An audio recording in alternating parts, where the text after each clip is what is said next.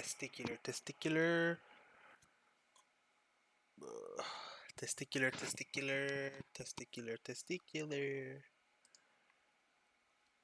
Okay.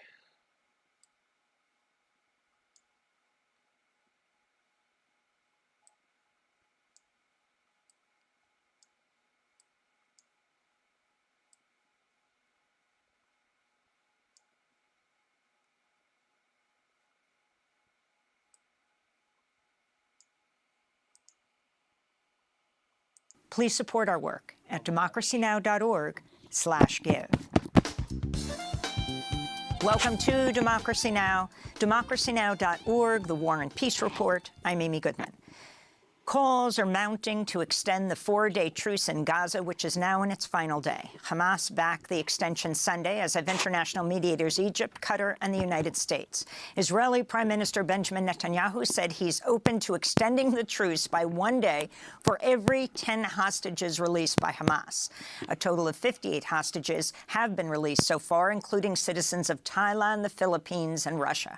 A 4-year-old Israeli-American girl, Abigail Edan, was among the captives released on Sunday. 117 Palestinian prisoners have been freed from Israeli prisons during the truce.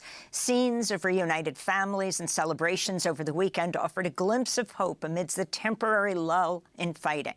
In the occupied West Bank, Palestinians celebrated on the streets as their loved ones returned.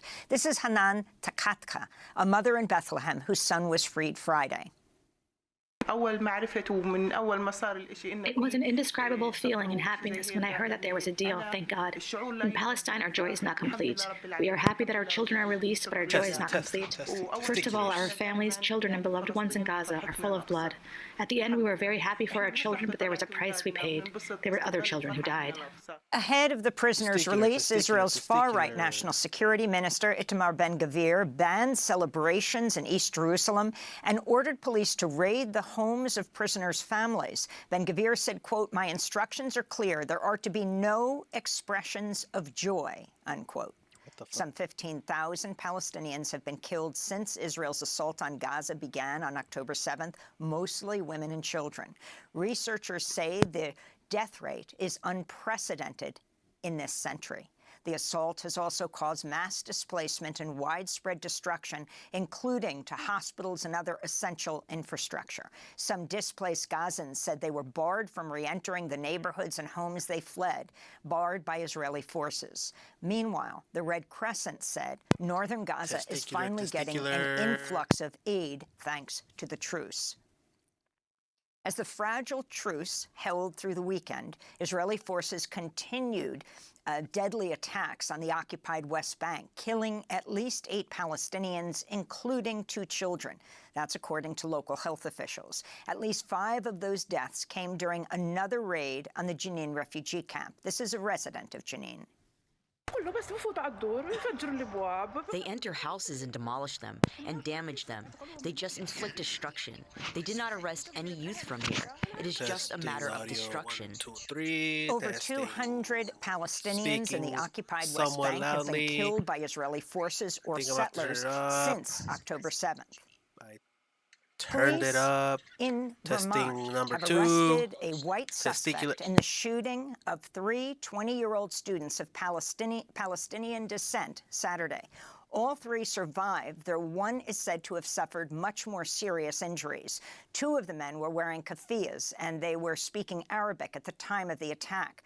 The young men were identified as Hisham Aratani, a Brown University student, Kenan Abdelhamid of Haverford College, and Tassin Ahmad, a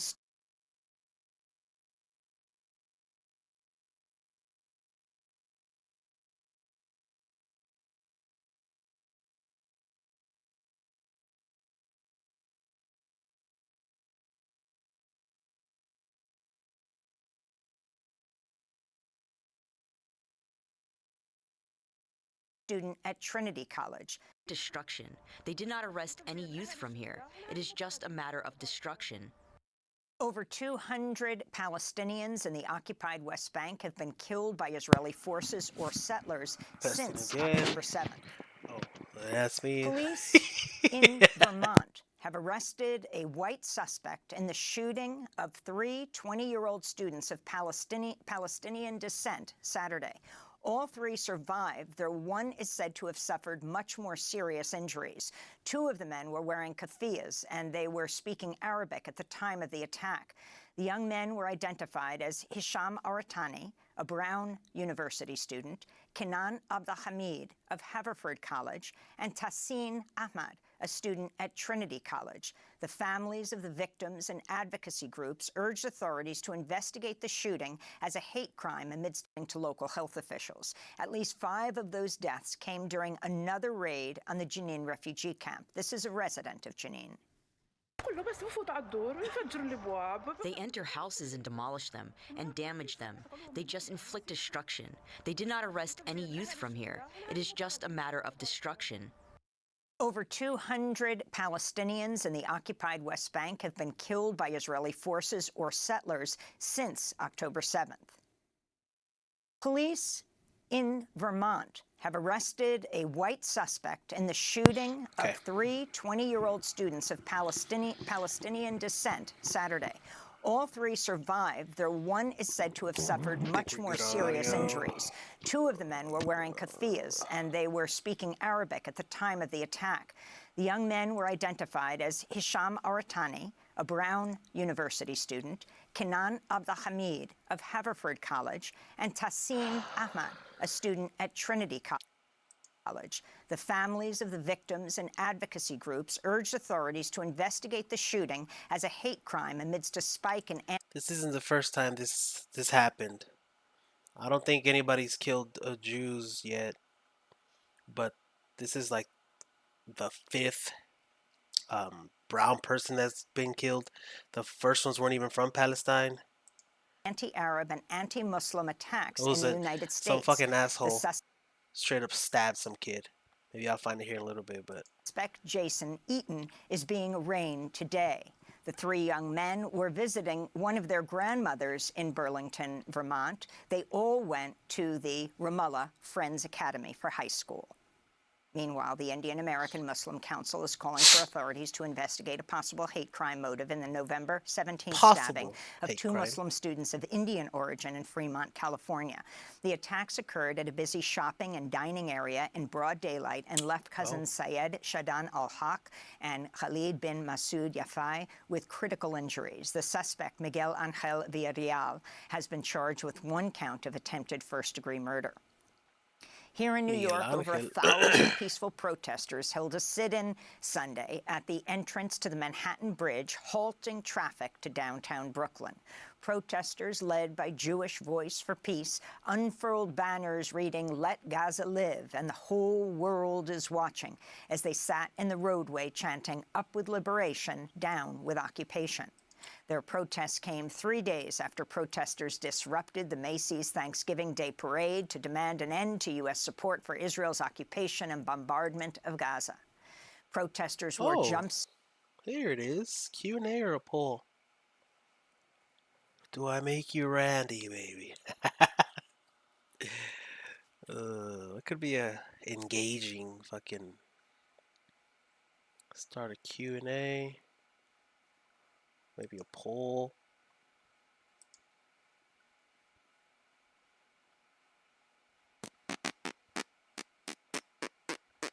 Should we take over the government? No, I'm kidding. I don't know, bro. Are you in? Maybe something serious? Like, are you into politics? Are you into the news? Did you watch the news today? Or something silly like, do you know the Muffin Man? The Muffin Man.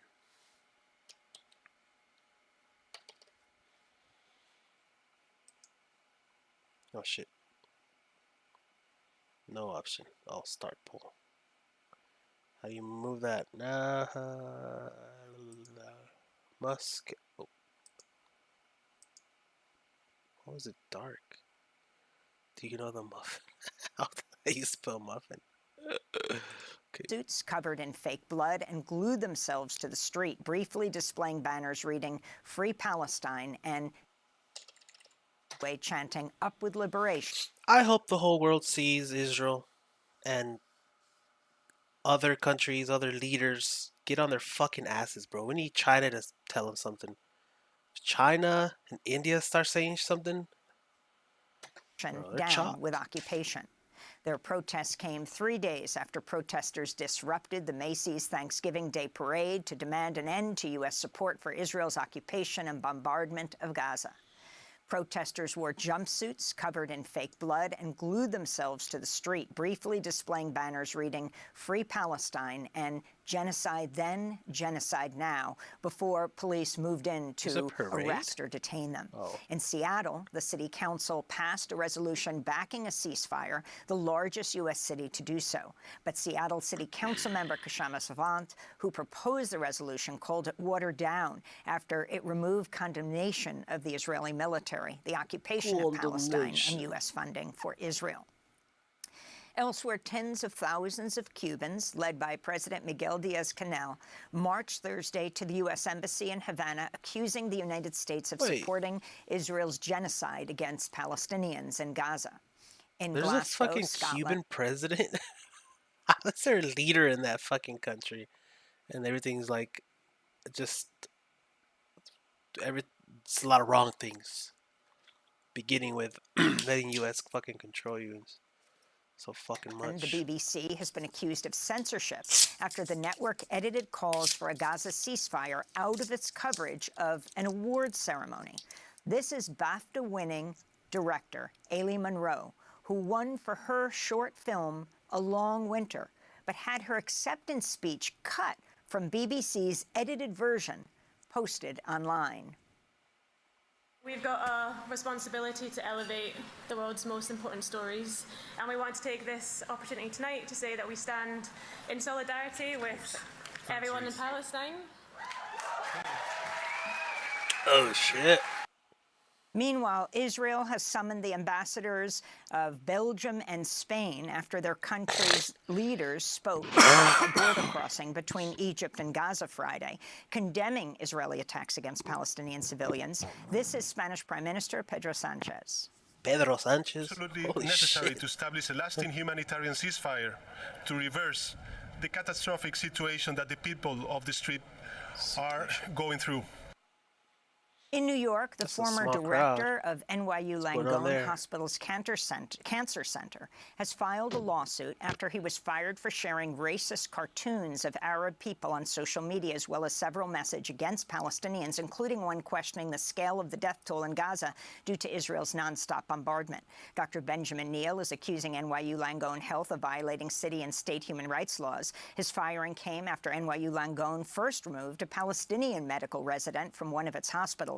Dr. Zaki Massoud posted messages on social media in solidarity with Palestine. Neal responded saying he had been, quote, offered up as a sacrificial lamb so NYU Langone could claim impartiality.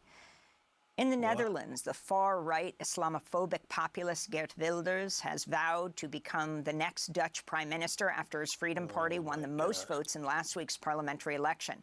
But Wilders will first have to make agreements with at least two other parties to form a government. Other Dutch politicians have expressed reticence or outright refused to back Wilders, who has advocated banning the Quran, prohibiting Islamic schools and mosques, and denying entry to asylum seekers. In 2017, he referred to Moroccan... So, I understand when a country's going to shit, right?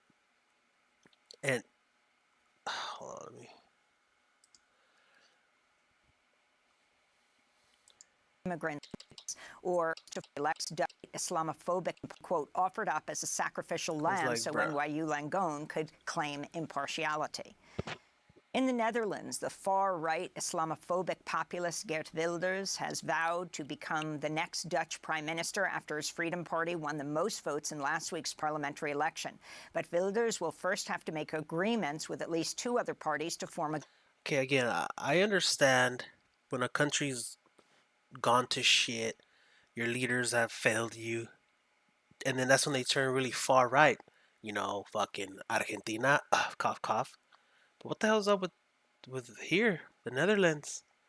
Like what? I thought shit was good. It's always rating high on places where people want to go live. What's happening? I have to dive into see what the fuck's happening there. Government. Other Dutch politicians have expressed reticence or outright refused to back Wilders, who has advocated banning the Quran, prohibiting Islamic schools and mosques, and denying entry to asylum seekers. In 2017, he referred to Moroccan immigrants as scum during a campaign event. What the fuck? He's also made anti-trans remarks. Wilders' victory has rocked the mostly liberal nation, and European neighbors are also facing threats of a shift to the far right. Protesters took to the streets of Utrecht on Thursday evening. This is needed because my kids, adults, a lot of people woke up in this country and we are worried if they are still welcome here. This is not the country I fell in love with, which I love so much. The country I love is a country in which we hold each other tight and live together. Yeah, what the fuck In is other happening, protests, 4 Greenpeace activists jumped into the Parliament pond in The Hague to protest Geert Wilders, who's threatened to withdraw from the Paris Climate Agreement and slash spending on the climate crisis. Ukraine's military says it shot down 71 of 75 drones launched by Russia Saturday in what officials are calling the largest such attack since Russia's invasion early last year. At least 2 people were injured in Kyiv, where falling debris sparked fires at residential buildings and kindergartens. I don't get it. The Russian drone attacks came just days after U.S. Secretary of Defense Lloyd Austin visited Kyiv, where he announced another $100 million in military aid for Ukraine. The United Nations reports over 10,000 civilians have been killed in Ukraine since Russia invaded. In Dublin, Ireland, hundreds of far-right protesters fought street battles with police Thursday in riots that erupted after a knife attack at a school that left 5 people injured, including 3 children. Police say the rioters were driven by misinformation about the knife attack, which was blamed on an immigrant.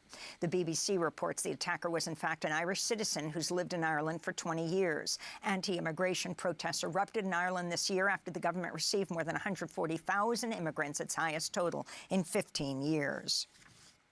Thousands of people took to the streets in cities around the world Saturday to mark the International Day for the Elimination of Violence Against Women. An estimated 50.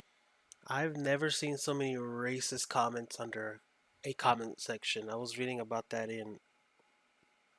on Twitter. I was looking under Conor McGregor's comments on this situation. He was saying some shit, but like the comments were like talking about some white supremacy, fucking only Irish people, like no immigrants. You talking about dark skins and white skins. I'm like, what the fuck? I almost commented, be like, what the fuck? I'm like, nah, these fucking people are psychos, bro. 50,000 people turned out in Rome as protesters demanded justice for a 22-year-old student who was recently killed by her ex-boyfriend in a case that's rocked Italy. In Guatemala, demonstrators wrote out the number of protest violence in cities around the world Saturday to mark the International Day for the Elimination of Violence Against Women. An estimated 50,000 people turned out in Rome as protesters demanded justice for a 22-year-old student who was recently killed by her ex-boyfriend in a case that's rocked Italy. In Guatemala, demonstrators wrote out the number 438 with candles in a tribute to the women who've been killed so far this year. Meanwhile, in Argentina, women condemned the agenda of the newly elected president, far-right libertarian Javier Milei. I can't vote. Wait. Want to hear this? I think everything the new government of Javier Milei stands for infringes on the rights we have won. The right to abortion, the fight against patriarchal violence, and even the fight for gender equality in the workplace. I am convinced that we have hard times ahead. In Australia, what do you mean, bro? I mean, you are already on hard times. There's always 2 sides to fucking sorry-ass politicians.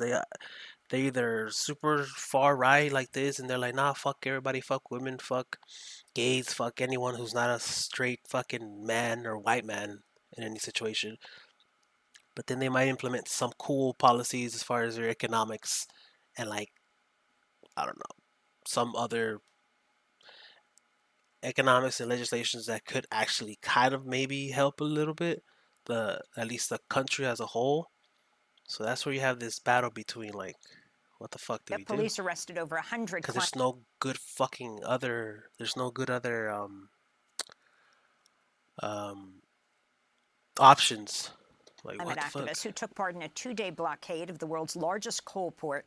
Thousands of activists participated in the blockade, occupying the port of Newcastle by swimming or kayaking in the port's shipping lane. Australia is the world's second largest exporter of coal. 97-year-old Reverend Alan Stewart was one of the detained activists. Organizers say he's the oldest person ever arrested and charged in Australia. Reverend Stewart spoke to reporters after the action. Whatever happens to me doesn't matter. But what happens to the climate, because the climate is going to why does this shit affect do this? future generations. Did he just say climate is fake? But what happens to the climate, because the climate is going to affect future generations, my grandchildren and great-grandchildren and so on. In Oregon, thousands of teachers are expected to return to work today after reaching a historic tentative agreement with the Portland Public Schools. The deal reached Sunday came more than 3 weeks after teachers at 81 Portland area schools walked out on strike. The Portland Association of Teachers Union said the tentative deal had secured key wins, including demands for higher wages, class size limits, and more time to plan lessons. Thousands of Amazon workers across Europe went on strike on Black Friday, one of the busiest shopping days of the year, protesting the retail giant's working conditions and demanding fair wages. The global campaign, Make Amazon Pay, said strikes and protests would take place from Friday through today in at least 30 countries. In Coventry, England, over 1,000 Amazon warehouse workers walked off the job Friday, blocking the facility's entrance and preventing trucks from leaving. This is a trade union leader. In the protest here, we've got people joining us from Germany, from the US, from Italy. There are also Spanish workers that are out on strike today. This is now a global wake-up call for Amazon. They can't keep ignoring the concerns of these workers and the workers in warehouses right across the world. It's clear that this is a huge momentous thing that Amazon just need to listen. I'm so happy that people are finally starting to strike and saying, fuck everybody. Everyone's starting to wake up. Which is, by the way, what being woke used to mean before, after its original meaning. You know how it has stages. Anyway, people are starting to finally wake the fuck up and hold these assholes accountable, bro.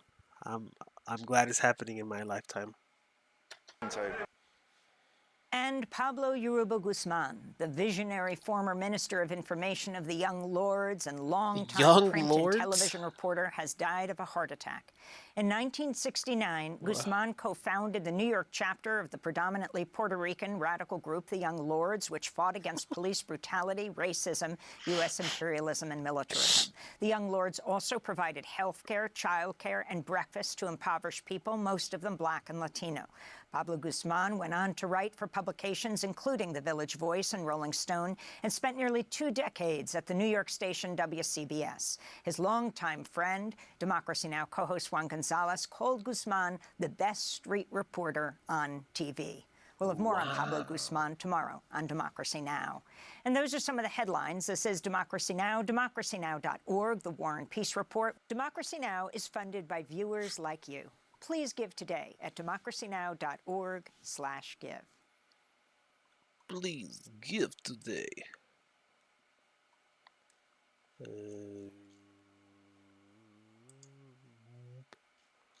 wanted to watch some of these videos. Which ones are they? A lecture. What has the president? What has he done to America? What? To America? Oh shit! I haven't watched. Oh. Biden's accomplishments, the accomplishments.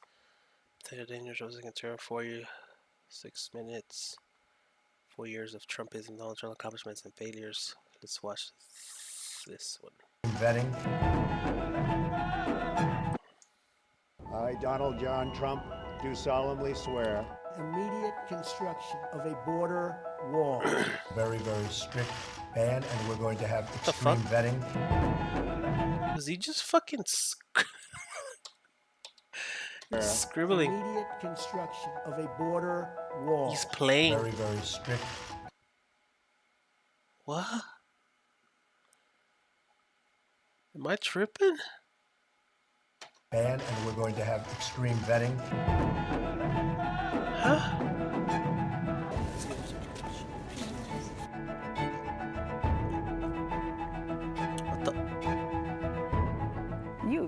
You are special. You remind me of my daughter. You know, he's like, you're smart, beautiful, and a woman to be reckoned with. Jeez. I like you. I like you. This is not a mere publicity stunt, a single day in the span of history. This is a movement. Never said when an attack on Syria would take place. Could be very soon or not soon at all. In any event, the United States under my administration has done a good job of reading the regions with ISIS. Where is our thank you, America?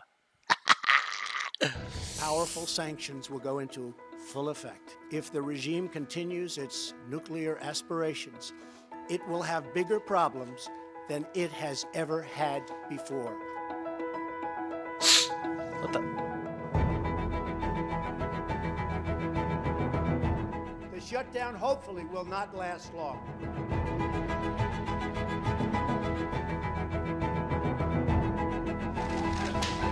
What the? What was that? He's like, you son of a bitch. A sense of leadership, a belief in American future, and a strong resolve to make America great again. Nobody's treated better than China, but I will not say that. And they are dying to make a deal. My relationship with President Xi is an extraordinary one. He's for China, I'm for the U.S., but other than that, we love each other. America loves India. America respects India. We love you. Why do you keep calling this the Chinese virus? It comes from China. Because it comes from China. In which people of all faiths and backgrounds live together in peace and prosperity. I think I would have gotten famous if I would have done some of this commentating back before. I will die for that man happily. I will die for him. Oh my gosh. Oh shit, that was intense. Anyway. Bro.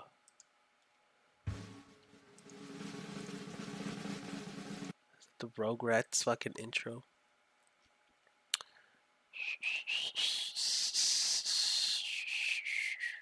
This is what I just watched, right?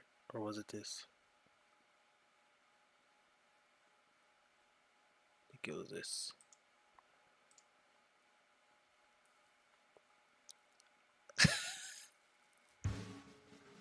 Okay. Together, we will make America great again. This was the largest audience to ever witness an inauguration, period. Sean Spicer, our press secretary, gave alternative facts. 5-year ban that I've been talking about a lot. It's not a Muslim ban.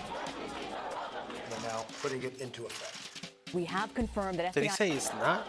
5-year ban that I've been talking about a lot. It's not a Muslim ban. It's not a Muslim. We're now putting it into effect. We have confirmed that FBI Director James Comey has been fired because of the Russia investigation. He's a showboat. He's a grandstander. Appointment of a special counsel. Mueller will have leeway to run the investigation. What the fuck is this? Oh. Investigation as he sees fit. And President Trump goes abroad. So I'm going to be very brief. Thank you. They will be met with fire and fury like the world has never seen.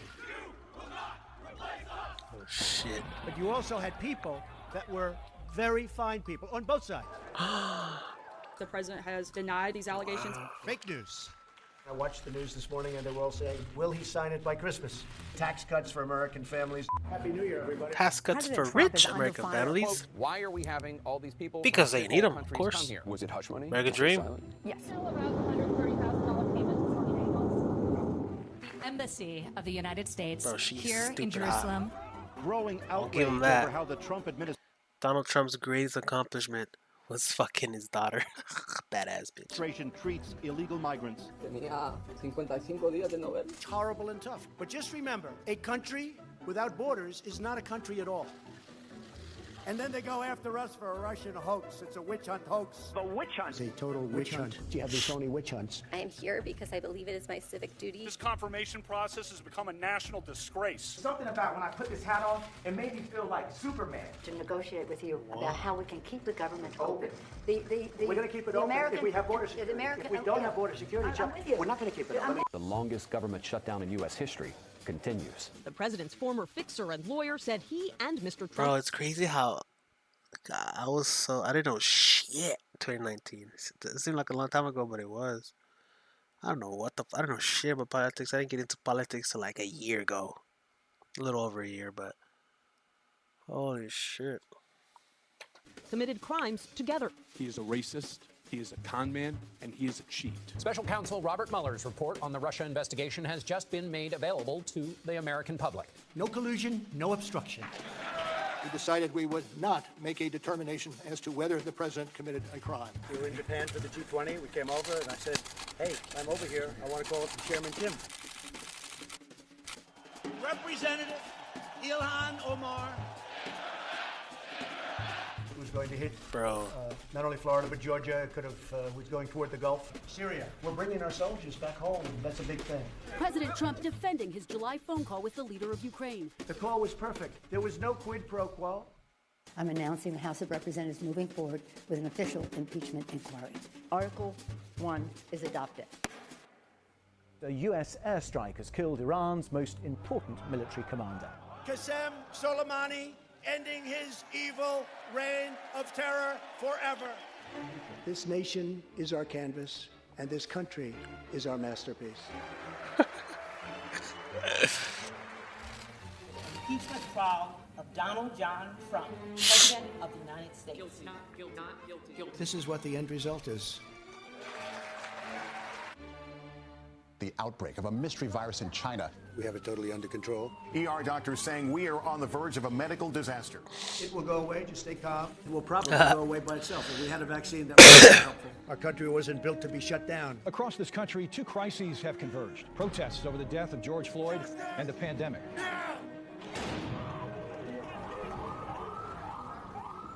The rise and spread of the QAnon conspiracy. I understand they like me very much. The radical left. Shut up, man. Shut up, man. Proud Boys, stand back and stand by. I mean, I have a mask right here, when I think I need it. The President of the United States tested positive for the coronavirus. I didn't feel so good. And now I'm better. Don't let it dominate you. The wait is over. Election day is finally here. CBS News projects Joe Biden has been elected the 46th President of the United States. We're so fucking chalked, boys. What the fuck is our future? It was a rigged election. The numbers are corrupt. They cheated and they rigged our presidential election, but we will still win it. Let's walk down Pennsylvania Avenue.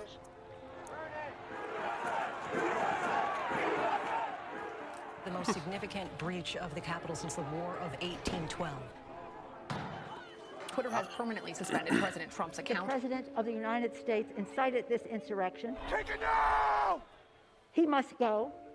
The first president in history to be impeached twice. Oh my gosh, bro. That's what happens. Even as we're still dealing with the damage. Fuck is this? Fuck out of my screen. I wanted to do a deeper dive about this, but I have to do that on my own.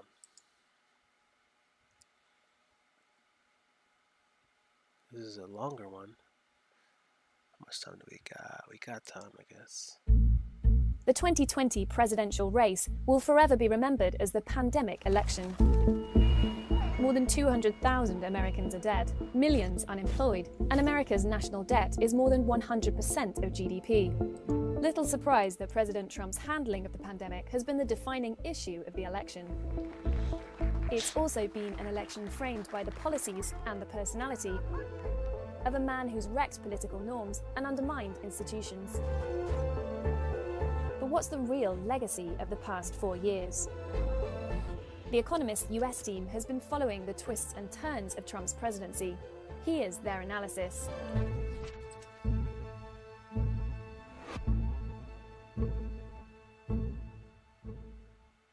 In 2019, Donald Trump presided over America's lowest unemployment rate in 50 years, a buoyant stock market, and fast annual wage growth among the lowest paid workers.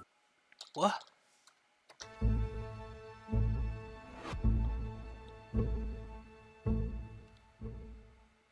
In 2019, Donald Trump presided over America's lowest unemployment rate in 50 years, a buoyant stock market, and fast annual wage growth among the lowest paid workers. The economy was booming, just as he promised.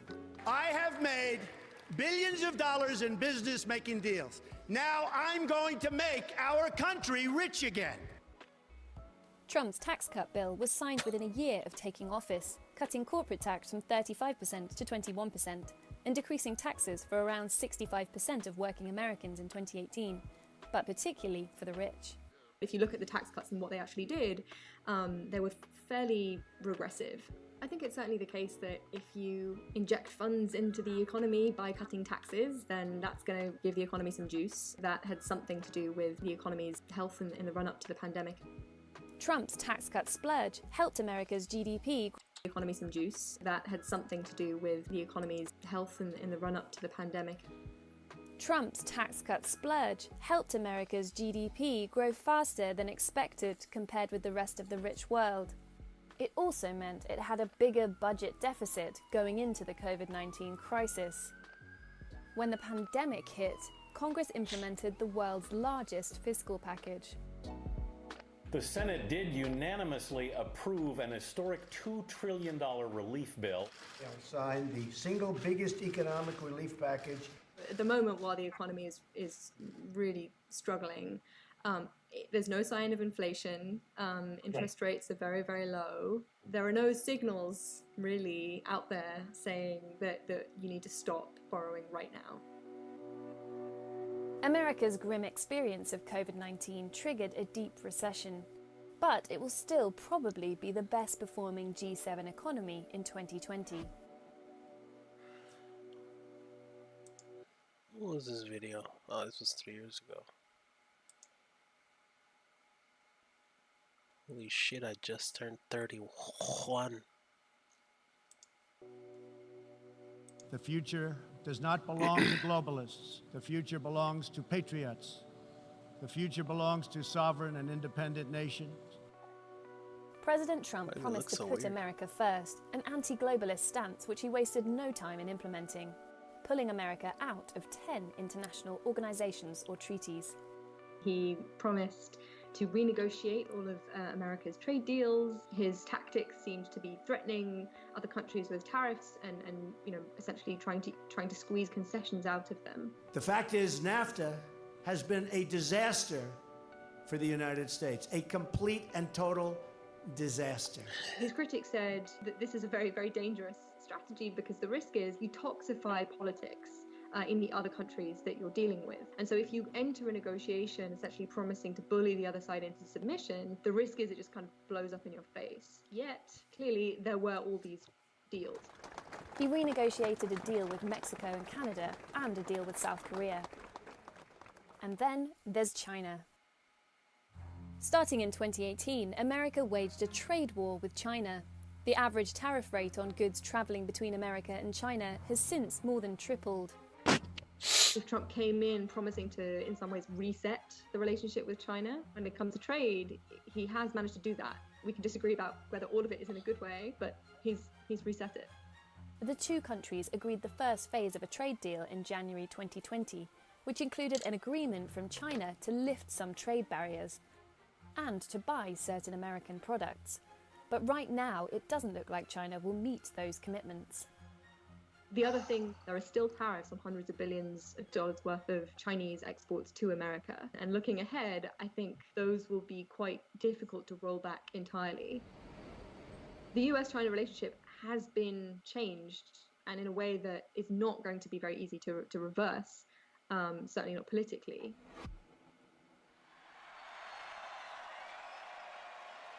We will build a great wall along the southern border, and Mexico will pay for the wall. It's one of the pledges that launched Trump's campaign and helped win him the White House. So how much impact has Trump had on immigration? Isn't that crazy? Like, so...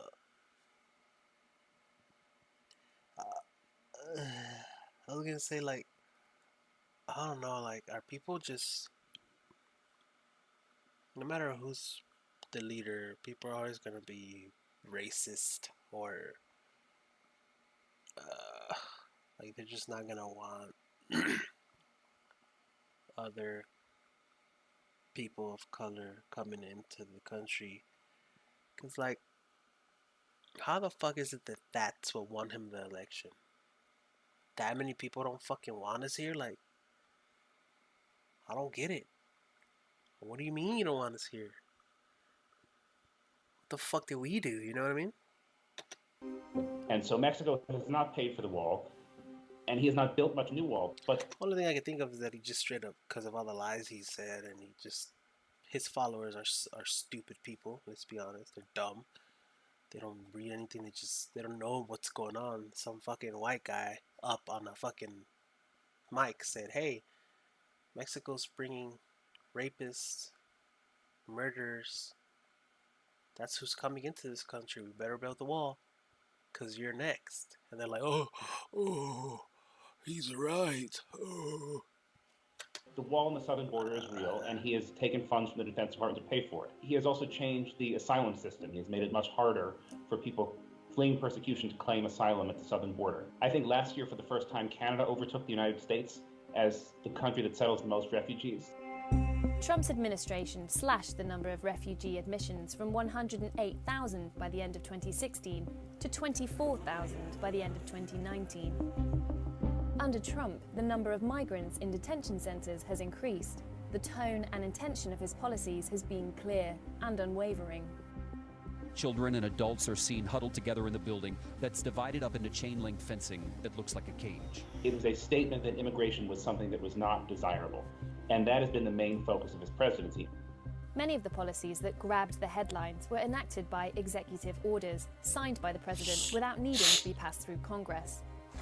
So this is border security, immigration enforcement, and improvements. Very important. We've been talking about this right from the beginning. Which means, in theory, they could be reversed by the same process. That may be true as a technical matter, but the extent to which he has changed America's stance on immigration, the extent to which he has turned the Republican Party away from the long-standing bipartisan consensus that we are a nation of immigrants, and that's a source of strength and pride, can't be so easily undone. Also, the sheer number of changes he's made is going to be really hard for a Biden administration, if indeed that's what we have, to contend with, because it's going to be coming into office and having to deal with a depressed economy, with a pandemic, with probably calls for government reform. There's just a limited amount of political capital. So Obama's talking about all of this with the global warming and that a lot of it's a hoax. It's a hoax, a lot of it. A lot of it. Trump announced America would withdraw from the Paris Climate Agreement. Though other countries have sought to move away from fossil fuels, Trump set about reigniting America's oil, natural gas, and coal industries. Environmental Protection Agency and the Department of the Interior have really been firing on all cylinders in terms of removing regulations on coal plants, not only, but also methane pipelines and exploration of wilderness. The cumulative effect of that, there's some people have measured that this would increase carbon dioxide emissions by roughly 3% in a year over time, which is substantial. It's at a time when you want America to be going the opposite direction, especially because you want other countries to feel obliged to also follow in that direction. In total, Trump has reversed 79 environmental rules, including the Clean Power Plan, which had set limits on carbon emissions from electricity plants, replacing it with a more lenient rule. Many of the rollbacks are facing legal challenges by states and environmental groups, but these might fail.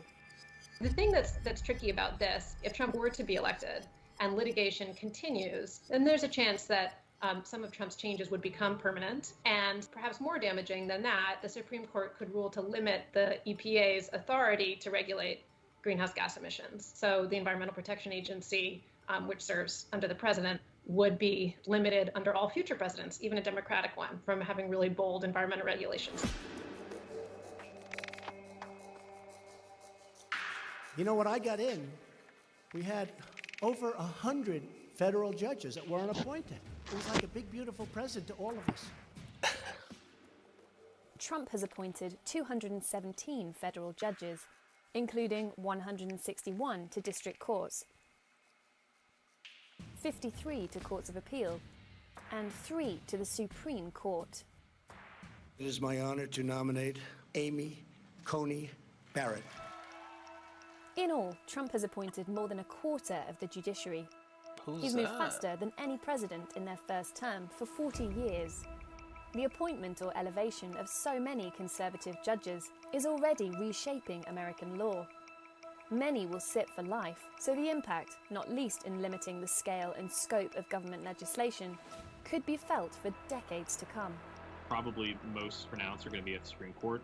There's this sort of long-standing worry that Roe versus Wade, which is the Supreme Court case that gave women a constitutional right to an abortion, will be limited even further. Some people think it might even be repealed entirely. There's another challenge to the Affordable Care Act up before them on November 10th. There's also a lot of fear about things happening along any of these dimensions that could hamper a sort of subsequent Democratic administration, which is likely to try and use the machinery of the administrative state to sort of achieve its policy ambitions. And the idea is that a very sort of Trump-heavy Supreme Court and Trump-heavy courts generally are just going to limit that quite a lot.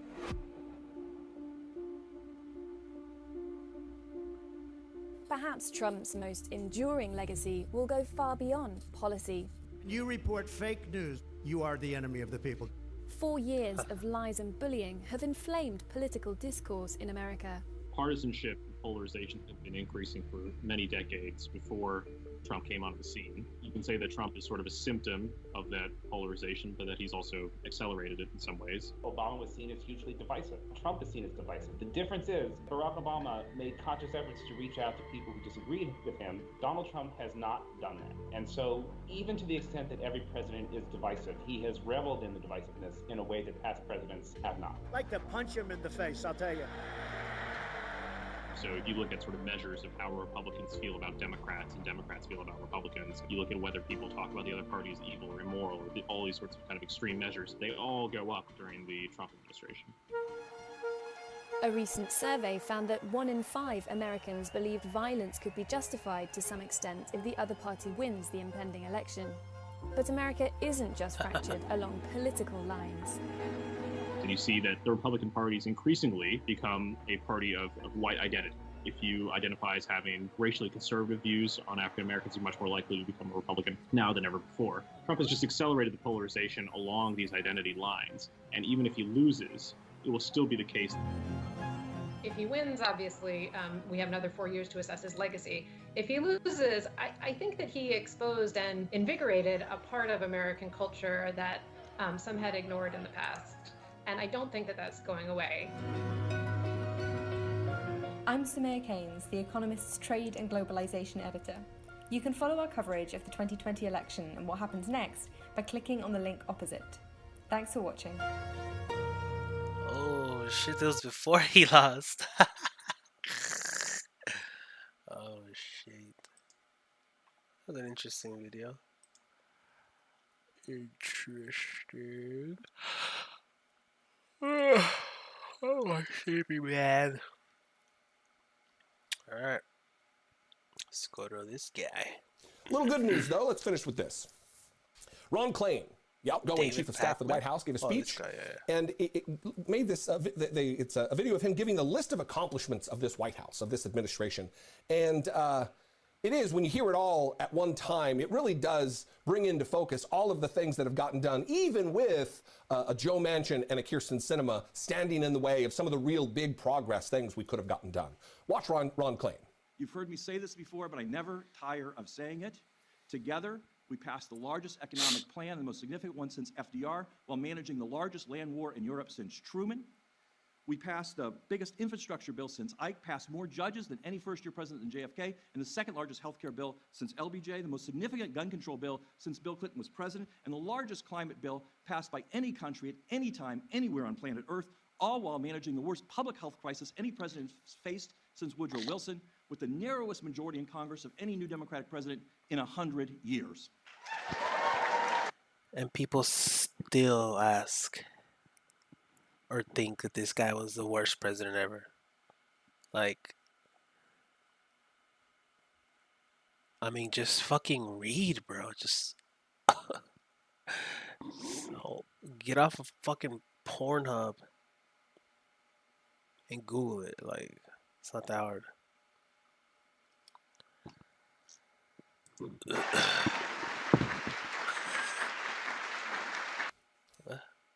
It's impressive. It is impressive. These things did get done despite the efforts of Republicans, despite the efforts of the independent now, Kyrsten Sinema, and Democrat from West Virginia, Joe Manchin.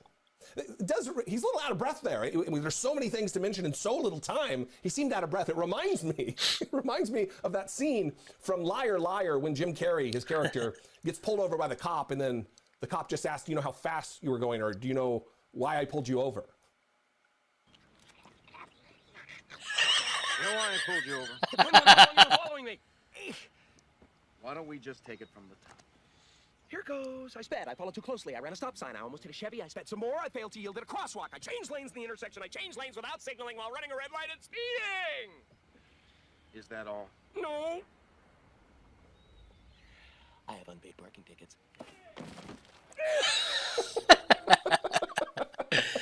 Am I right? Or am I right? Hey, Ron Klain, he's leaving the White House. He could, if they make a Liar, Liar 2, he could play a role where he says a bunch of words real quickly and out of breath. Anyway, that is it for me. Thank you guys for tuning in. I'd love to have you connect with me on social media. As he reaches 1 year in office, President Biden acknowledging he's facing challenges. A lot of talk about disappointments and things we haven't gotten done. Two of his top priorities, the Build Back Better social spending plan and voting rights legislation, are stalled in the Senate, in large part due to resistance from two Democratic senators, Joe Manchin and Kyrsten Sinema. The unemployment rate is below 4%, a pandemic low as more Americans find jobs. But with inflation at a 40-year high, Americans are pessimistic about the state of the economy. President Biden came into office vowing to get the pandemic under control. We now have a national strategy to beat COVID-19. It's comprehensive.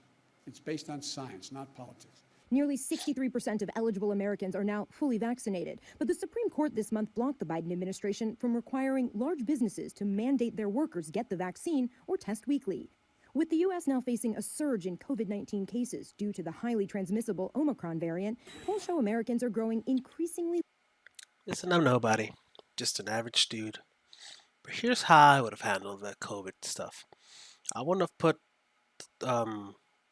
I wouldn't have made businesses do that. I wouldn't have made them require a vaccine, maybe a test, but not a vaccine. I would have just been like something where you have eyes on people when they go to work, keep checking their temperature maybe, and then if they showed like the mildest of symptoms, send them to go get a test. Oh wait, but they couldn't do that because you could have it and then not show symptoms.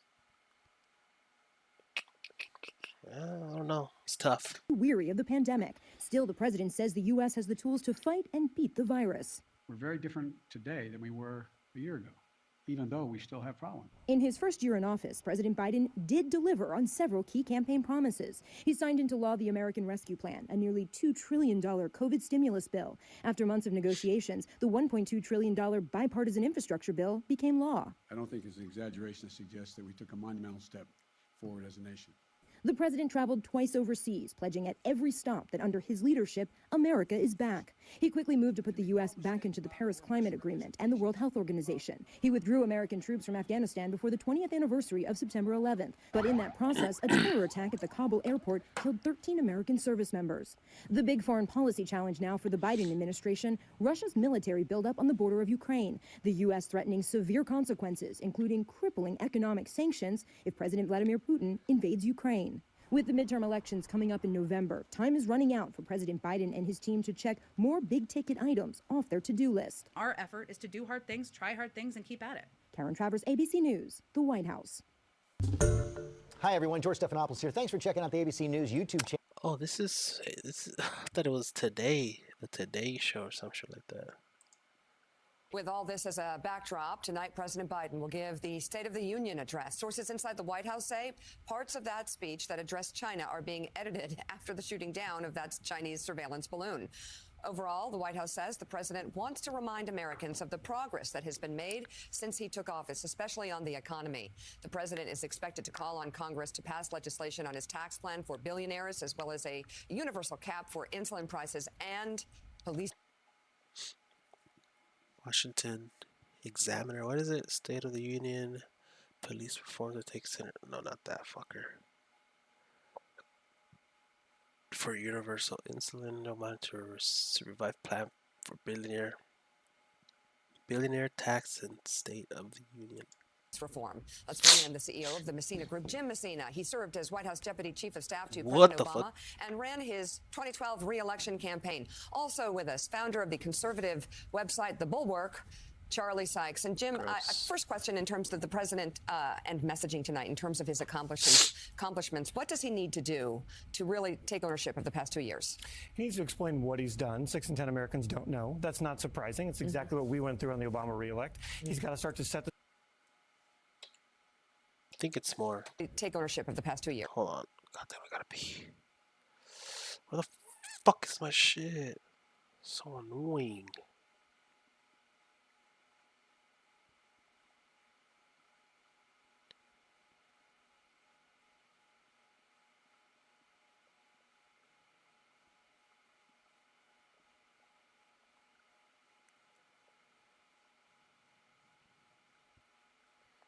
Huh?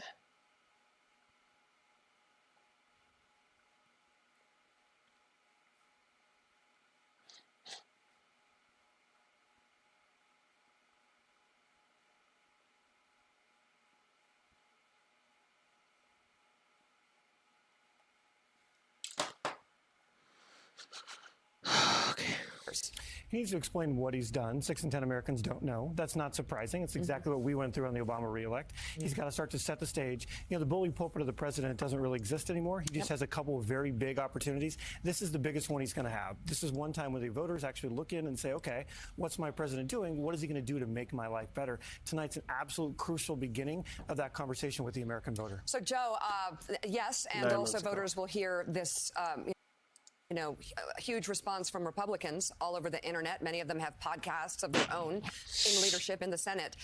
So it is hard to get a solid message across in this current atmosphere.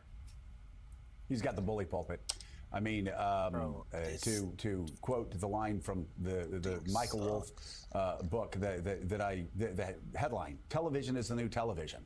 The bully pulpit is the new bully pulpit, which is to say the more things change, the more they stay the same. And Charlie Sykes, I remember being so frustrated to Bill Clinton. He'd sit there and he'd drone on for like an hour and a half. Halfway through his State of the Union speech, I'd be like, man, I'm going to go lie down in the cloakroom, wake me up near the end so I can get up and applaud. But he'd just go, and I was like, you know what? He's put America to sleep. No, he didn't. Like his State of the Union addresses, I learned a valuable lesson. Those things are powerful, and you just drive home accomplishment after accomplishment. What should, Wisconsin politics so well, what should Joe Biden talk about tonight to get to Wisconsin voters, to show Wisconsin voters that their vote for him in 2020 made sense, and a vote for him in 2024 would be a good bet as well? Well, what he's got to do is he has to talk about a substantive record, and I think that's what's going to be interesting tonight, is to watch the contrast between the president talking about a substantive record and the performative House majority, how they respond to him. Because, of course, they're going to be under a lot of pressure from their base to engage in the kind of tantrums that we saw last time. It'll be interesting to see how Kevin McCarthy responds. But what he's got to do is he actually has to start using the bully pulpit. And, I have to admit, Joe, that having, spent about 40 years watching these State of the Unions, I am a little bit jaded hated because they're surrounded by a lot of hype and a lot of and a lot of pomp and circumstance. I'm trying to remember one that actually moved the needle. But Joe Biden has to begin to break through to the American people, which he has not done so far. And he has not really used the bully pulpit in all the ways that other presidents have done. He hasn't had a lot of Oval Office addresses. There have not been a lot of these set pieces. So he's got to make the most of this moment. But I think that it would be somewhat naive to think that this is going to be a transformative moment. This is going to be a long slog where this White House is going to have to, buckle down and realize that it has to tell its story, and it has to tell it over and over and over and over again in the face of what's going to be a lot of smoke and mirrors coming up from the opposition. And again, I don't expect the speech to be, particularly riveting, but I am going to be watching the response from the Republicans, who, of course, again, managed to make quite a spectacle of themselves a year ago.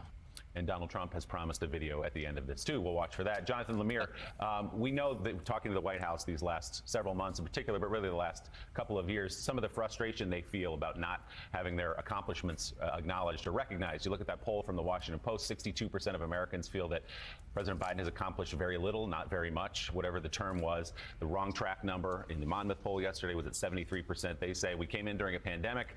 We passed $1.9 trillion in that rescue package to save businesses, to help families. Healthcare has expanded, more people insured than were before, unemployment at 3.4%. You know the litany. So how does the president break through that, number one? And number two, is this in some ways a unofficial launch of his re-election campaign if he does in fact decide to run again? Yeah, it's being perceived as a soft launch. We certainly won't hear him tonight declare his candidacy. That's probably not coming for at least a few weeks, if not a couple of months. But this is his biggest chance this year to talk about what his administration has done and also themes going forward. And White House aides have told me, we just talked to, Charlie just mentioned, last year at the State of the Union, Lauren Boebert, Marjorie Taylor Greene, literally standing up and heckling and yelling at the president. Well, they hope that happens again, the White House aides, because they think it draws a really sharp contrast between their sort of radical rhetoric and insanity. Themes for Biden's State of the Union address. Incendiary behavior versus the president's, they say, somber, important leadership. We're also going to hear from him tonight, certainly, on the debt ceiling, saying, look, this is too important to negotiate. Like, we need to get this done. We should be above politics here, and that's too important to mess with Republicans. So, Jim Messina, this is something where the White House, to Charlie's point, he's going to be able to talk to Wisconsin voters tonight, but also tomorrow. He's going to Wisconsin. I'll be part of that trip. With Republicans now in charge of the House, inherently tonight's speech is going to be a little bit backwards looking. Hey, here are the things that we've done, because there's realization we're probably not going to get a lot done the next 2 years because of the roadblocks they're going to put up. But voters want to hear about the future, particularly voters who think the country's on the wrong track. How does the president thread that needle tonight? It's hard to say. We went through this with the Obama campaign, exactly right. What he's got to do is first set the stage and talk about... This guy's talking about fucking McCarthy, bro. Little did they know he would no longer be in office. And we have a psychotic piece of wacko as a House Speaker. But what he did, why people's lives are better. And then he's got that haven't gotten done that are wildly popular, child tax credits, some of these other things, and drive straight at it and say, this is what I will do to make your life better. He can and must do both. He can walk and chew gum. And tomorrow he's going to the most important state in America in a presidential campaign, Wisconsin, where we've seen a manufacturing boom, and really go straight at it and say, if you like what you've seen so far, wait till we continue this progress for the next 2 years. He has an amazing record to sell. He's got an ability to do it. Now that he's have to go out to the earlier point and do it over and over and over again. Well, and let's underline that fact too, that Americans, if they don't think the guy's accomplished much, they just aren't paying attention, and they aren't paying attention obviously because of all the distractions that are going on. But that's the thing. Most of us don't know what the fuck is. It's because it's so hard to find out what people actually do. You have to seek it yourself. You have to fucking Google the words. What has this asshole done? What are these acts? What are these acts? What do they do? Blah blah blah blah. And it's like most fucking Americans ain't gonna do that shit, bro. I don't give a fuck. It's like my lazy ass barely did it. You look at the fact that unemployment's at a 50-year low, childhood poverty's at a 50-year low. There's been a massive bipartisan infrastructure bill that's passed. There's been bipartisan gun safety legislation that's passed.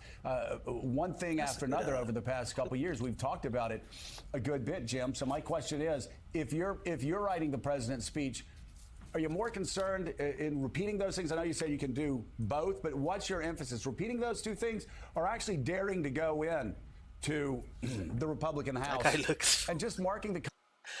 Brother, what? He needs a beard, man. Yes, my man needs a beard. Contrast by the fact that, you know, a lot of people that are running the House of Sure, he's a Representatives nice guy. now are insurrectionists, weirdos, and freaks. I'd go straight at what he has done. I'd stay very focused on the economic stuff. He was the first president to win a presidential campaign and lose the economic argument in 2020. The Democrats. Listen to what he says, bro. I'd go straight at what he has done. I'd stay very focused on the economic stuff. He was the first. That's why people don't fucking pay attention. Because he's boring. He's just like, together we've gone the Manufacturing Act, and we've done a good job, and you know, chingada. It's like, bro, you gotta fucking be out there and be like Donald Trump and get people off their asses. Be charismatic, be loud, be annoying, be stupid. You gotta... Stupid people vote stupid people into power. If I was Joe, I would act like I'm stupid. To get more people to vote for him. Because even the smart ones are stupid. First president to win a presidential campaign and lose the economic argument in 2020. The Democrats right now trail the Republicans on the economic argument. You and I have talked ad nauseum about this, and Democrats have to seize this moment. This is his bully pulpit moment. He needs to tell the American people what he did and what he's going to do to make their life better. He can go at the insurrectionists a little bit later. Yeah, although I do think the midterms are won a lot because people don't like insurrections and they like democracy. It's true. And he stuck to that when others were thinking, what about this? What about that? We'll talk.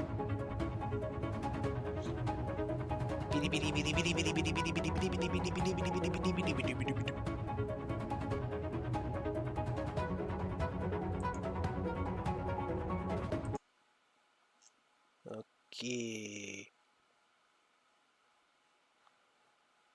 Okay.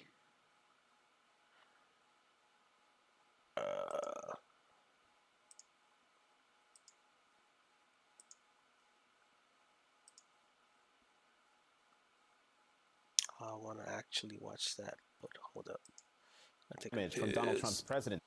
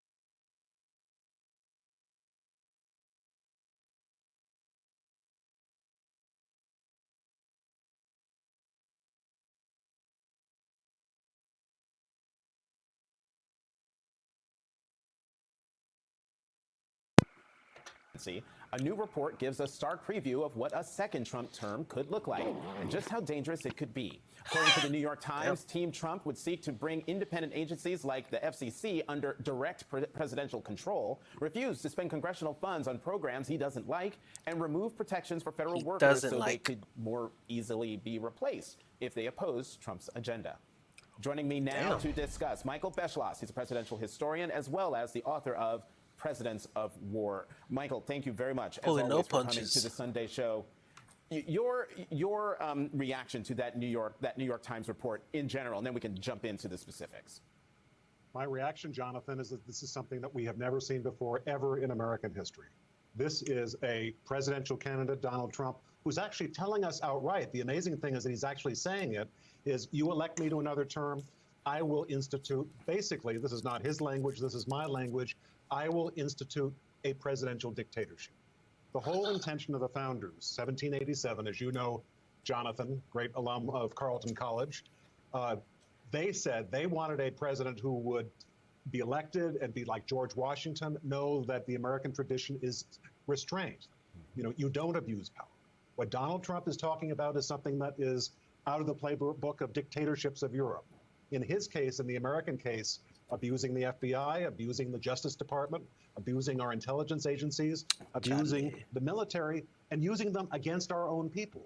You remember, Jonathan, the number of times when Trump was president, he would boast about the fact, you wouldn't believe what powers I've got under the Constitution.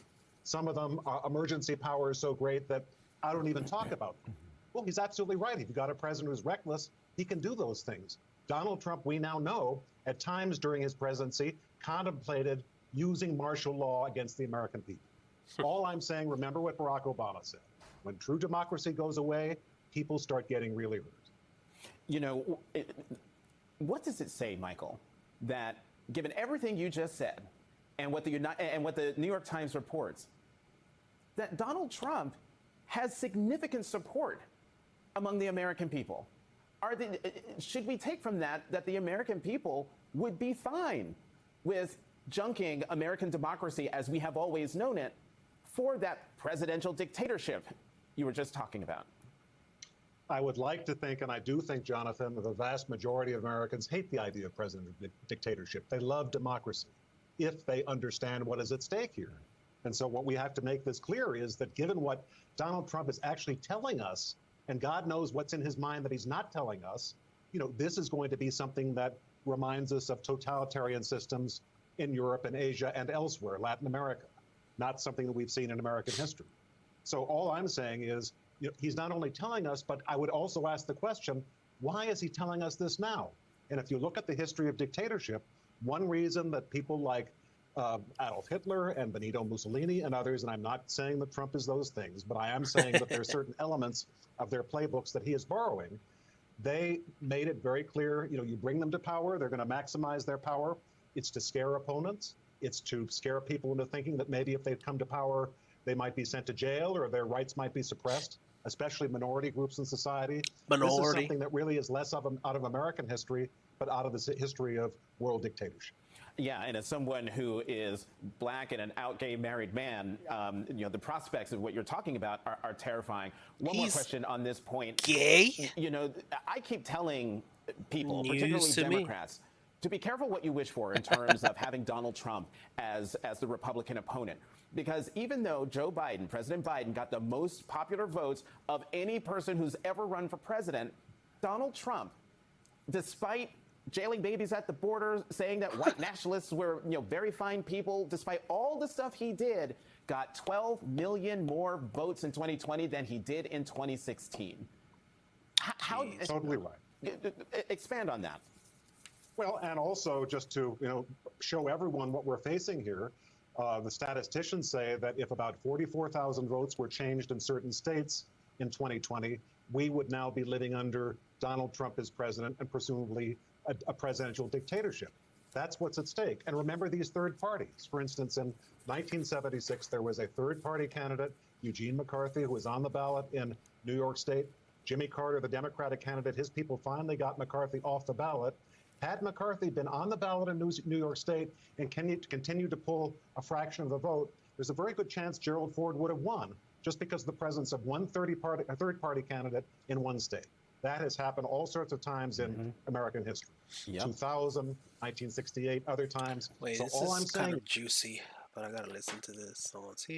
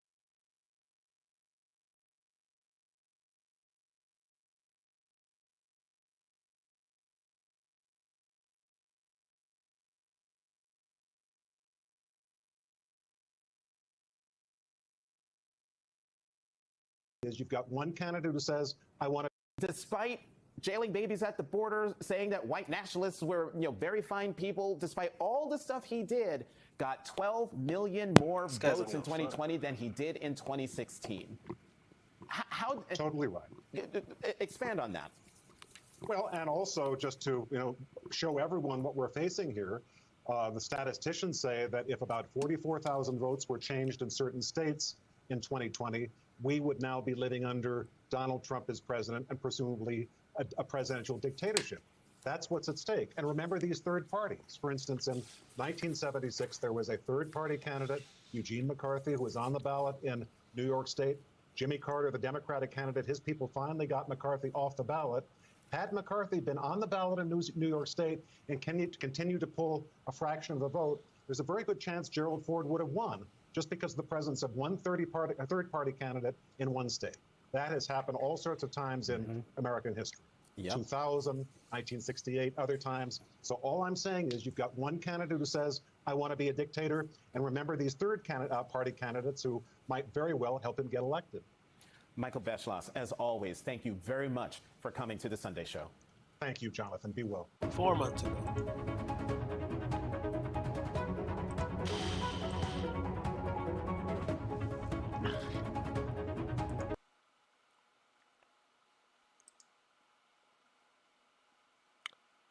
Themselves pretty fucking aggressively.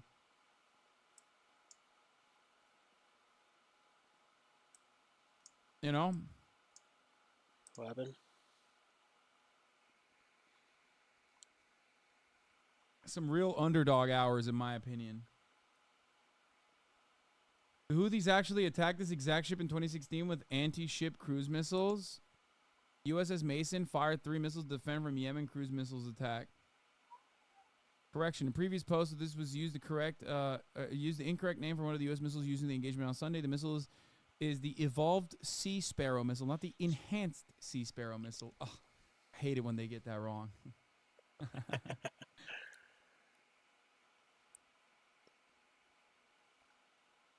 I mean, they did get funding from Iran, not full bootstrap. Brother, what do you mean? It doesn't matter.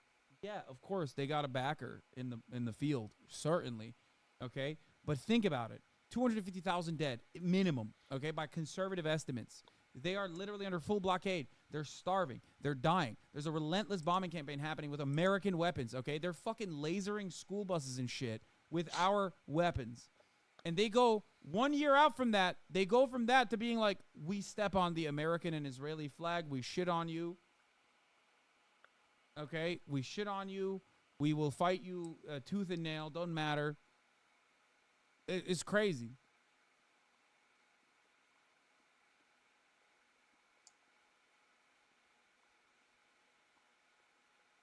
Anyway, just like a startup, they need investment capital. Exactly. Seed funding, dude. They went through seed funding. Oh, this was funny, too. This is another Yemen.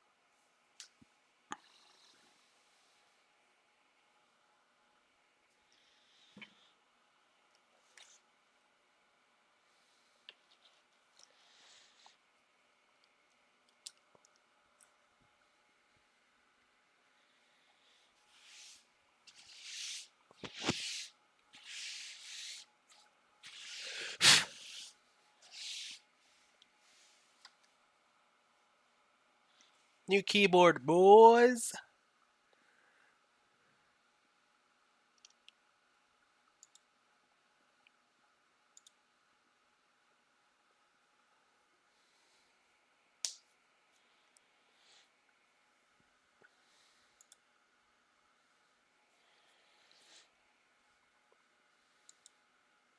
What do we have? Game audio, my audio, and pause that.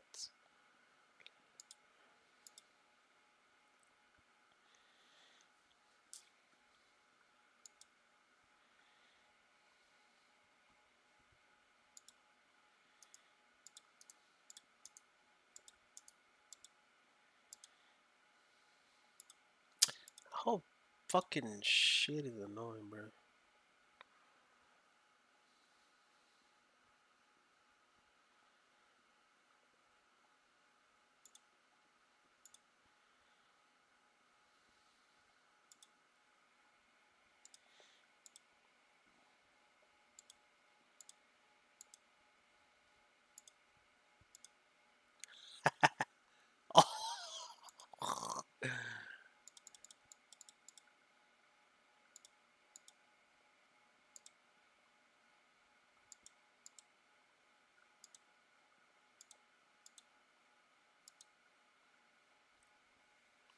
Let me stretch my hands.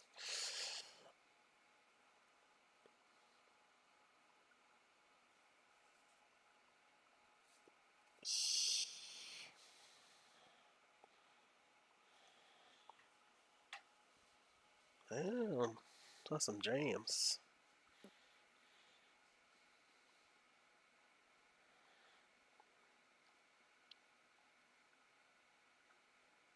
They do sound like kids.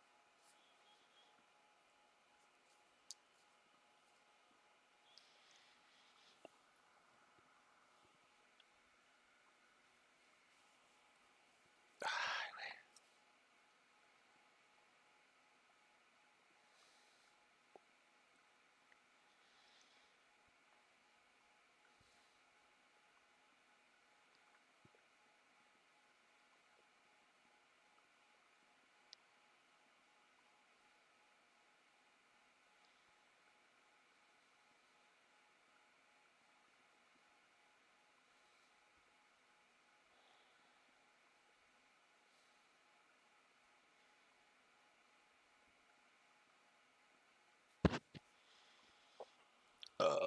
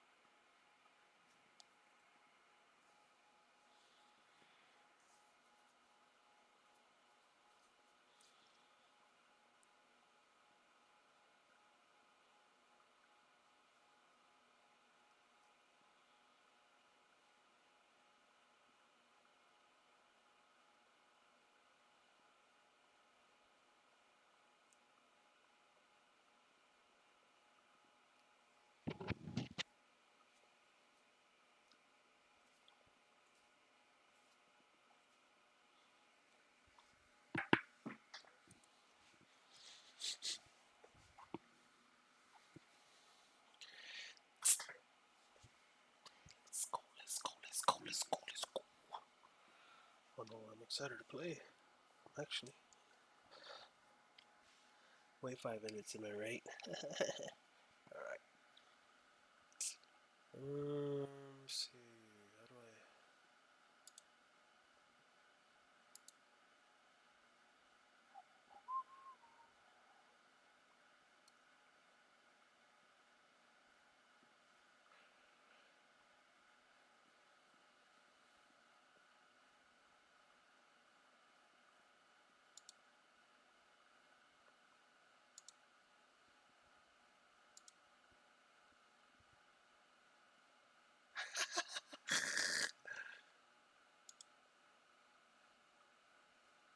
That's not bad.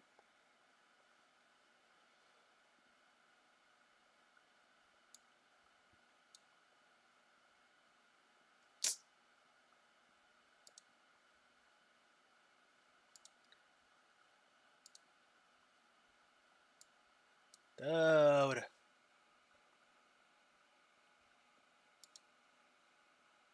Wait, what?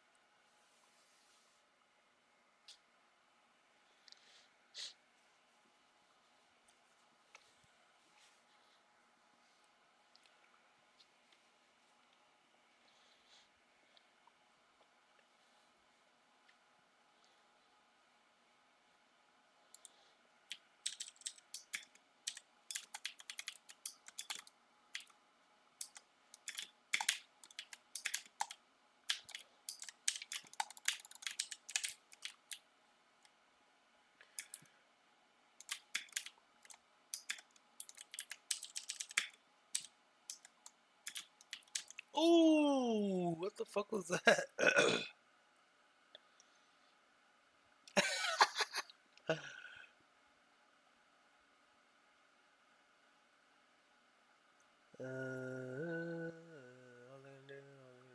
Check. Oh.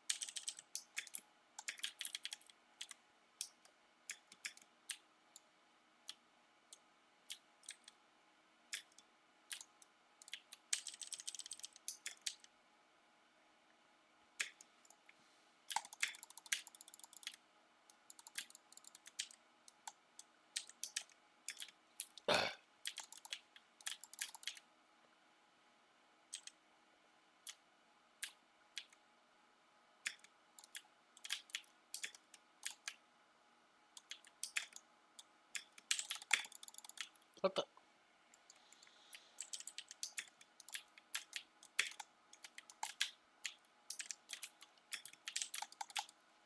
Bitch.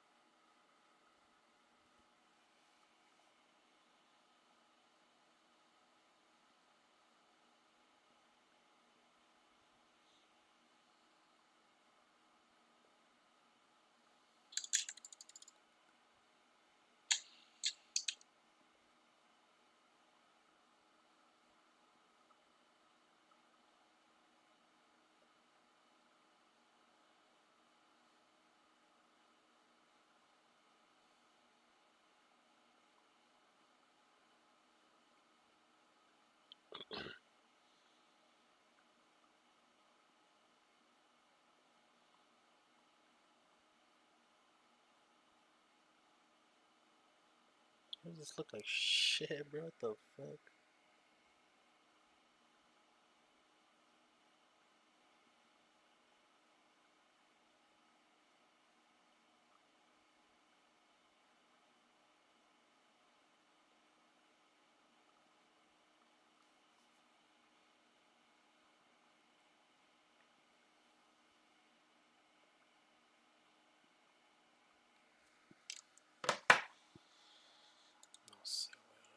So annoying. So annoying. I do not know why this looks like crap.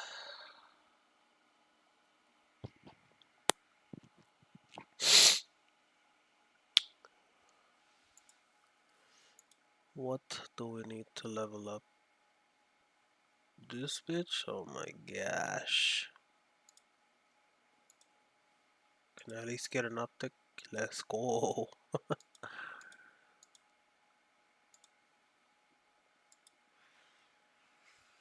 Let's fucking get it.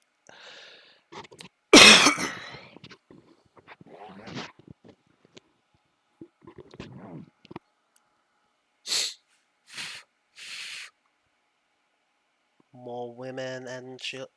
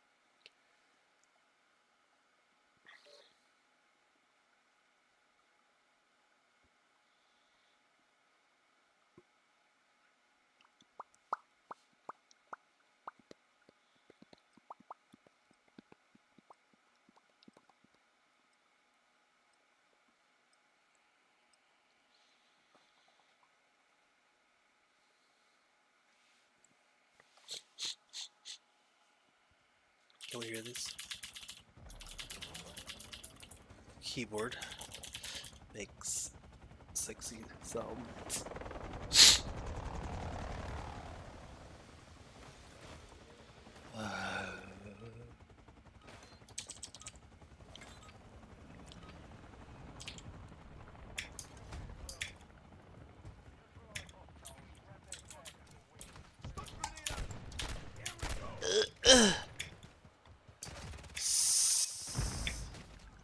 Bitch. What? Oh. I thought I picked hardpoint. I thought we picked hardpoint.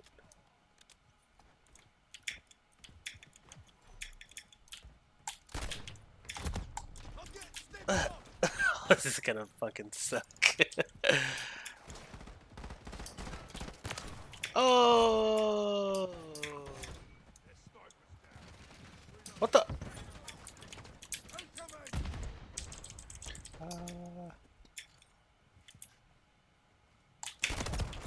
What the fuck? Oh shit! Thought I had a fucking nade.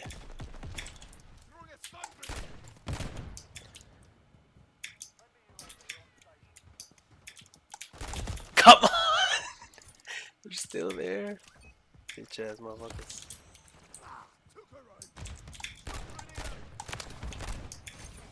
Gonna have to. Fuck! Ah! Oh shit! No! Did.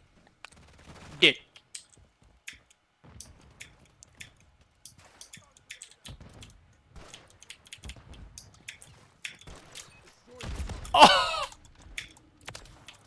That was kind of sexy, bro. I ain't gonna lie. I suck it. Wait. There's no more double XP.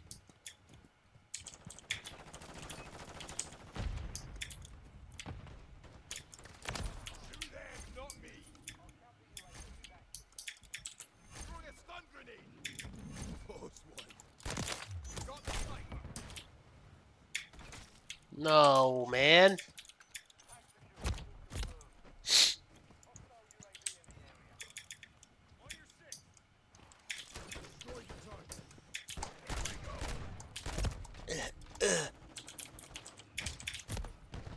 Fuck, it's gonna suck.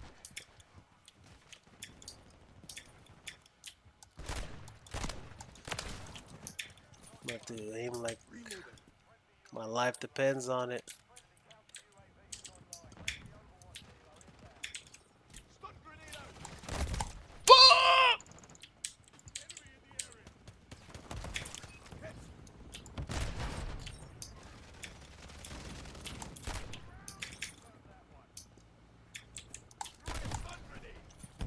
Man, what does he have?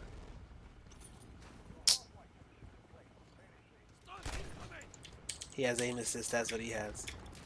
I'm done. Bro! Oh my gosh.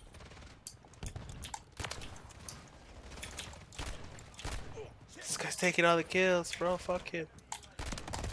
Oh.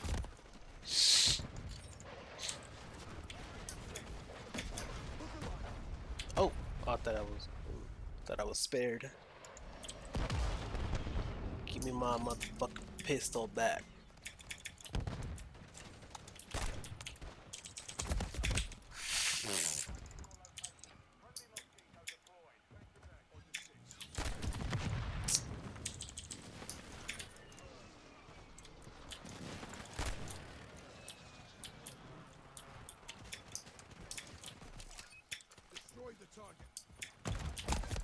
Sheesh.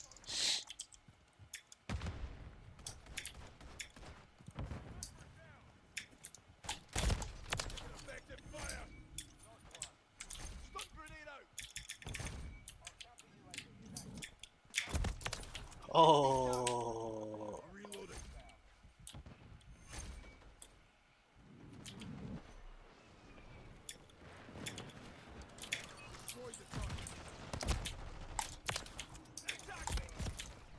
Fuck, who puts a fucking what is that? Trophy. Trophies need to fuck off, bro. They're no fun.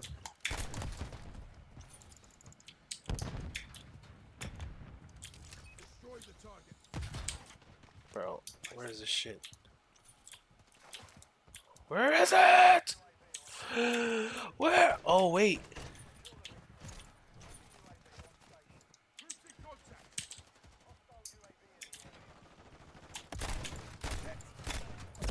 I will never hit that. Where's that fucking... Oh, it's there, bro!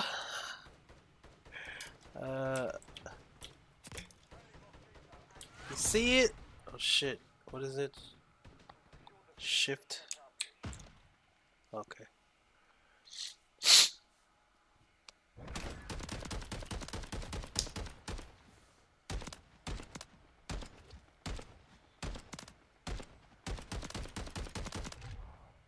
GG's. Joy ass up.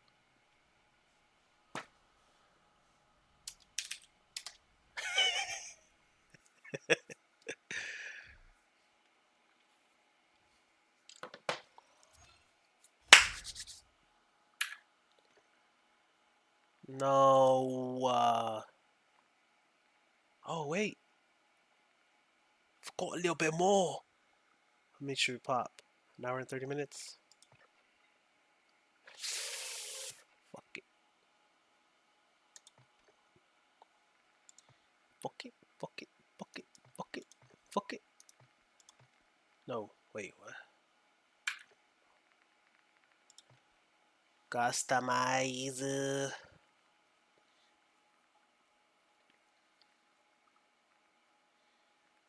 I wish this showed me them in order, unless they are, because some of these are cool. Some of these are not bad.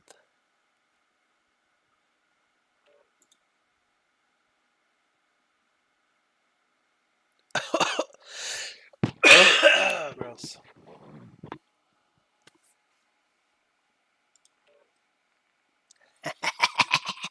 What the fuck? I like it.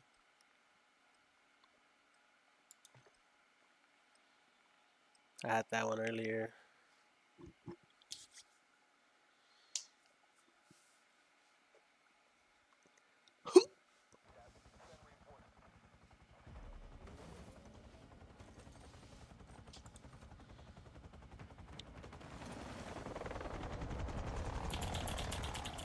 This is so loud, huh? Just that's why I'm muted. Wait, I'm not fucking muted. Whoopsie! Oh, I am with you. Friends only.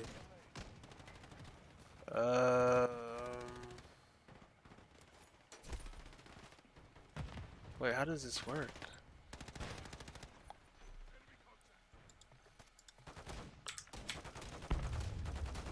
Forgot.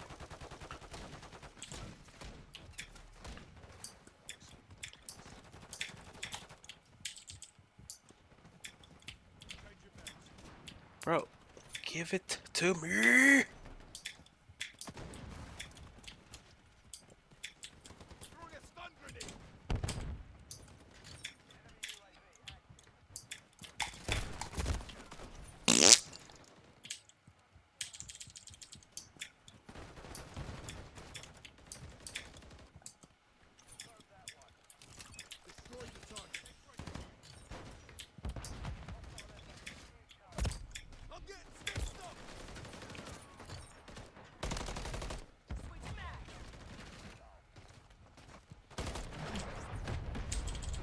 Oh shit.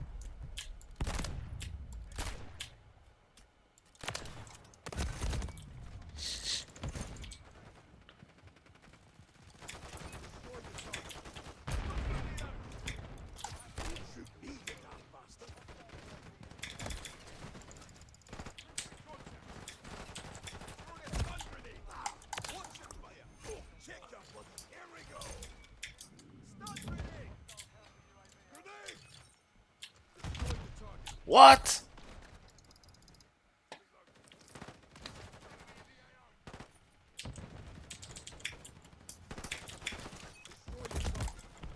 Oh my god.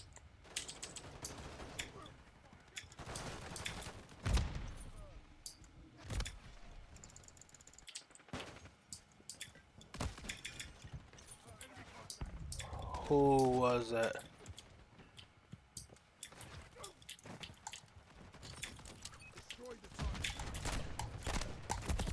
Brother!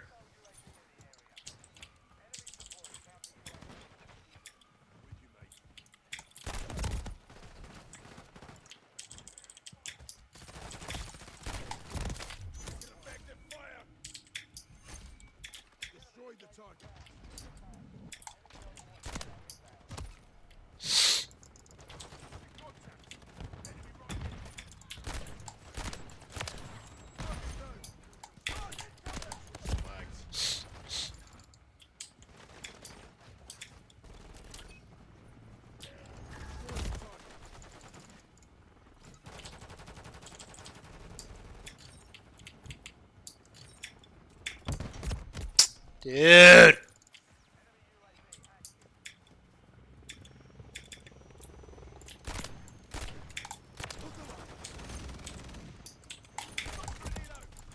Ah!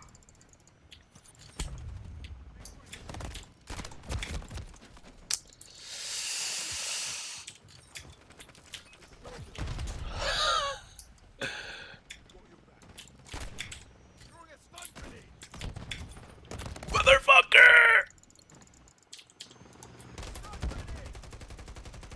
What am I using?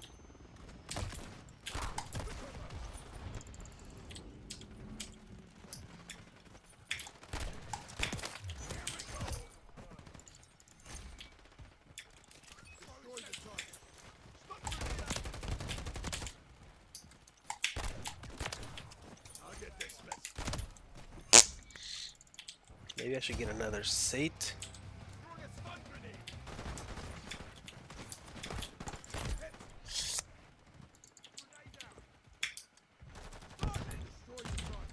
Oh shit.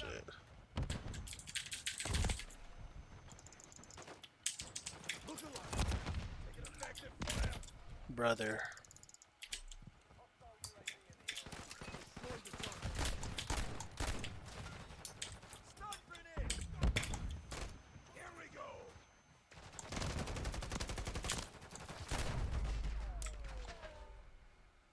Fuck.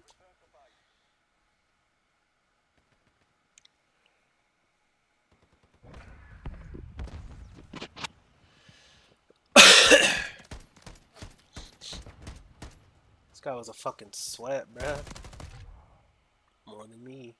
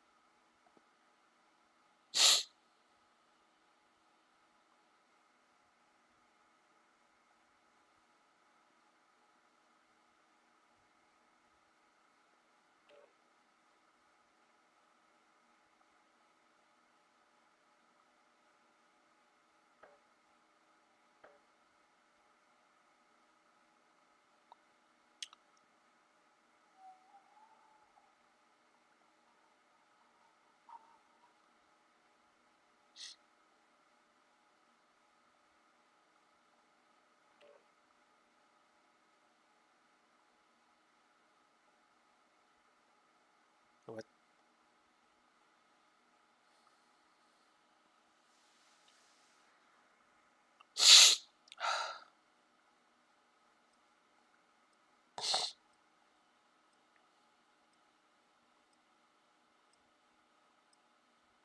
Oh shit.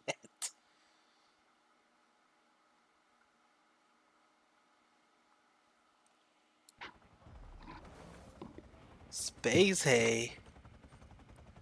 MySpace looking like oh.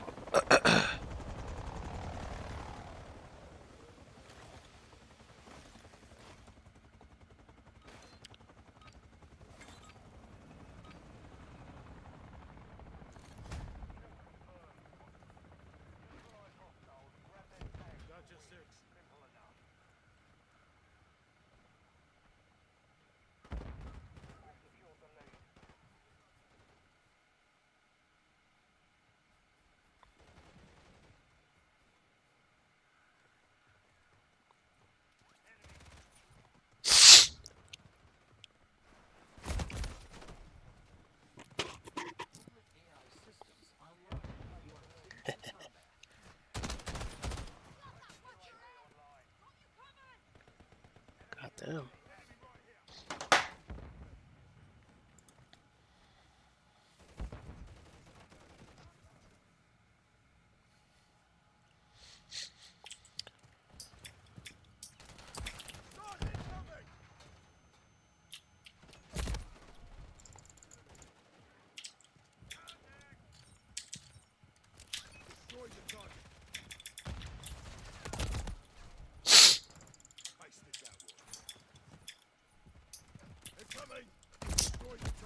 Bro. Okay, I'm gonna have to play fucking passive app, bro.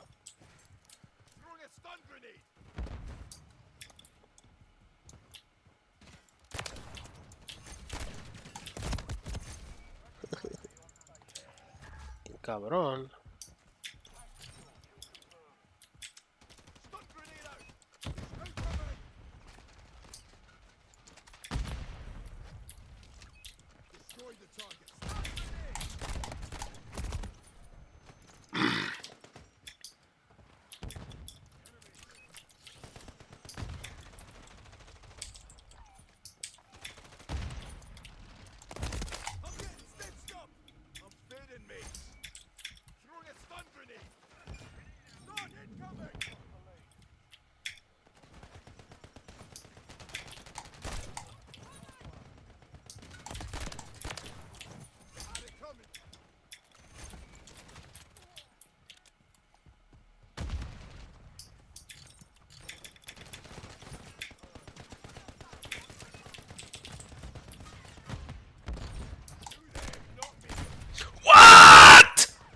Oh, he had a knife.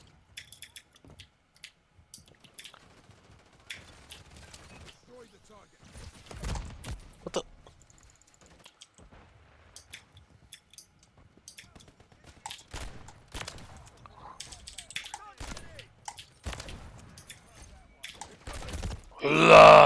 Ah!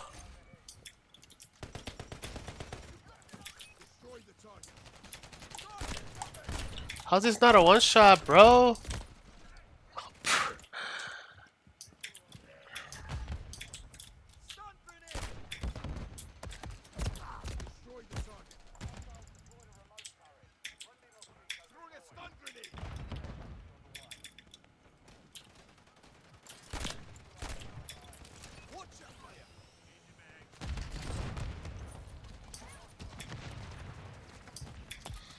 Where is he? Oh. Oh, it's a fucking turret.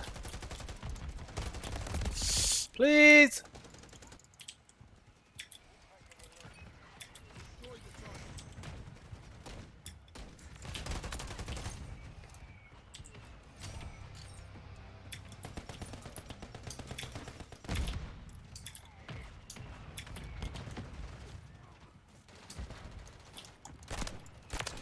I didn't even hit that guy, bro. Oh.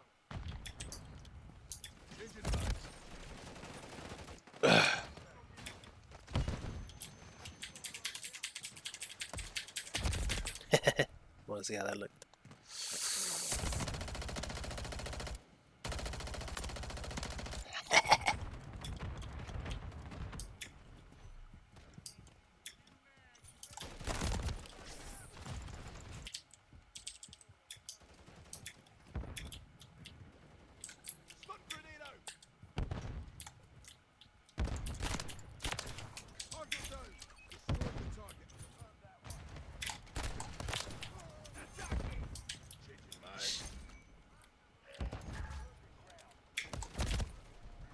Fucking hurry up! God damn, bro. Oh, that looks kind of nice.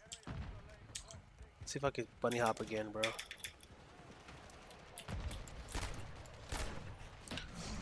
Huh! Ooh.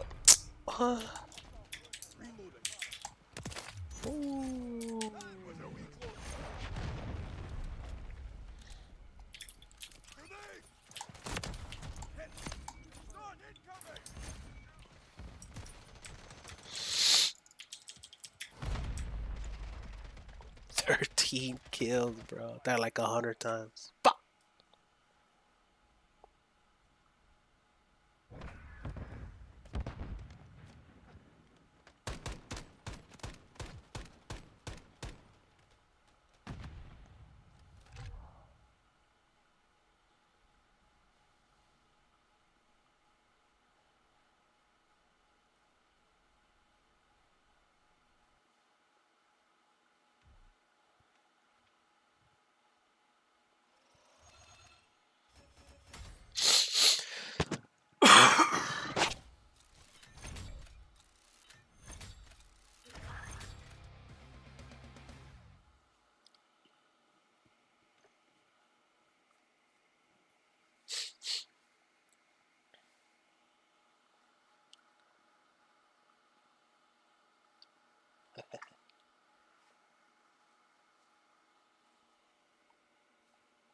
Mierda.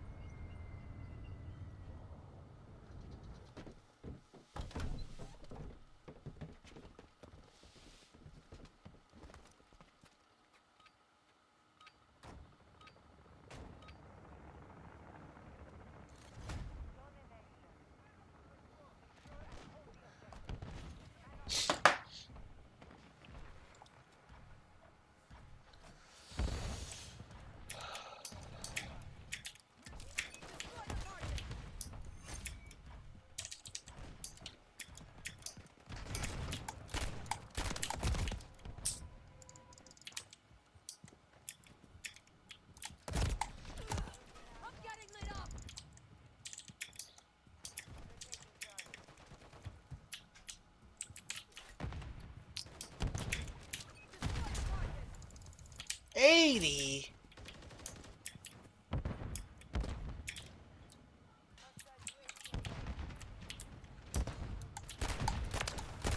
Ugh.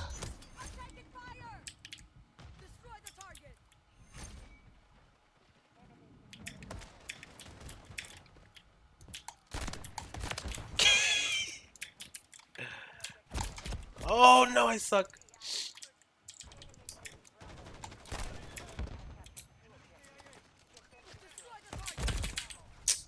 Brother.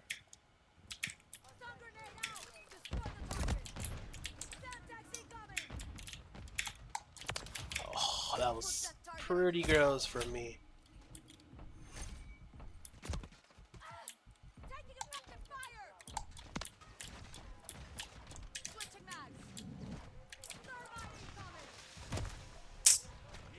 No way.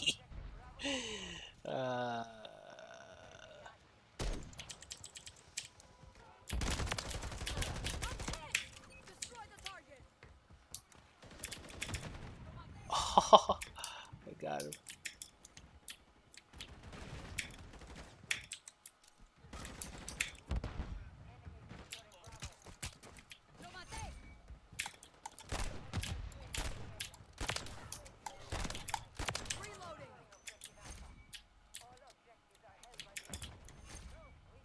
Ooh.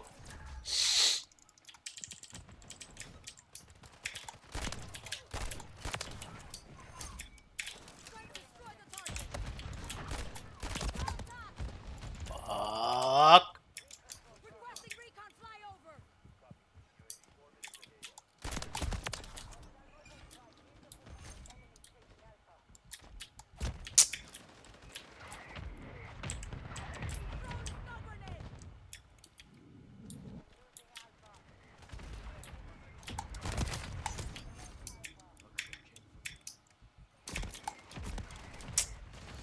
I suck, bro, with these fucking guns.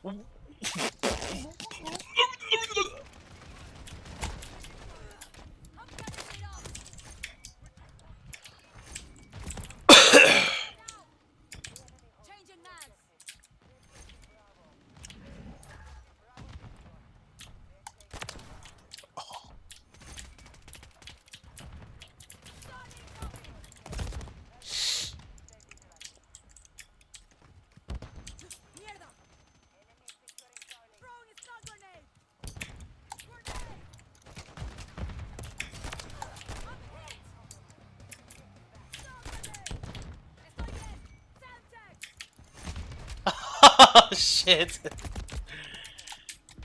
Ah, that's if I got that kill. Oh shit, no. Brother! Where the fuck did my bullet go?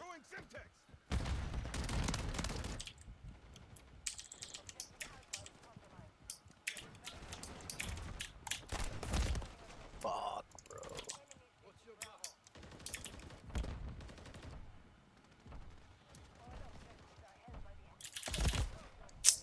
No fucking shot all of y'all lost that shit, bro. No.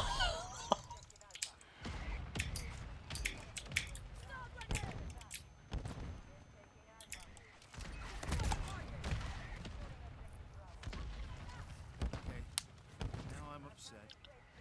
Just a little bit.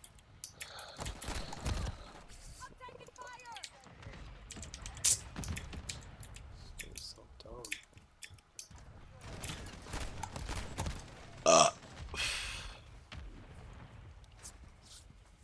Fucking hands are cold.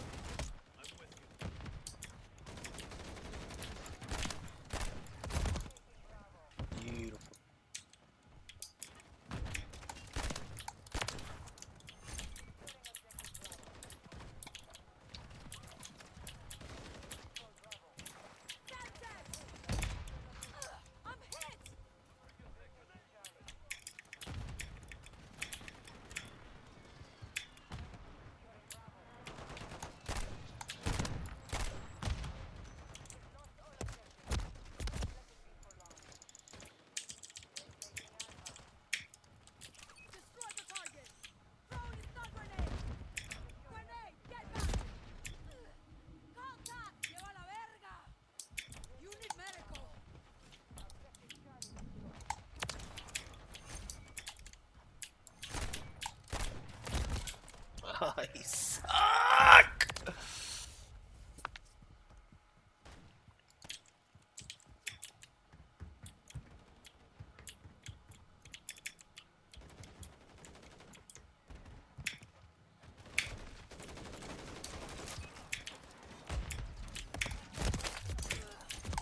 That was gross, but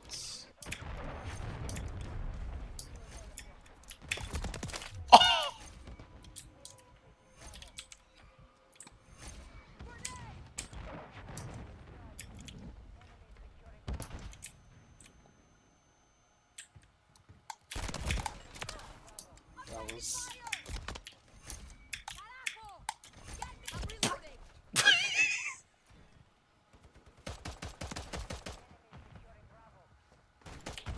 that was bullshit. Bullshit. Bro! What? Oh my god.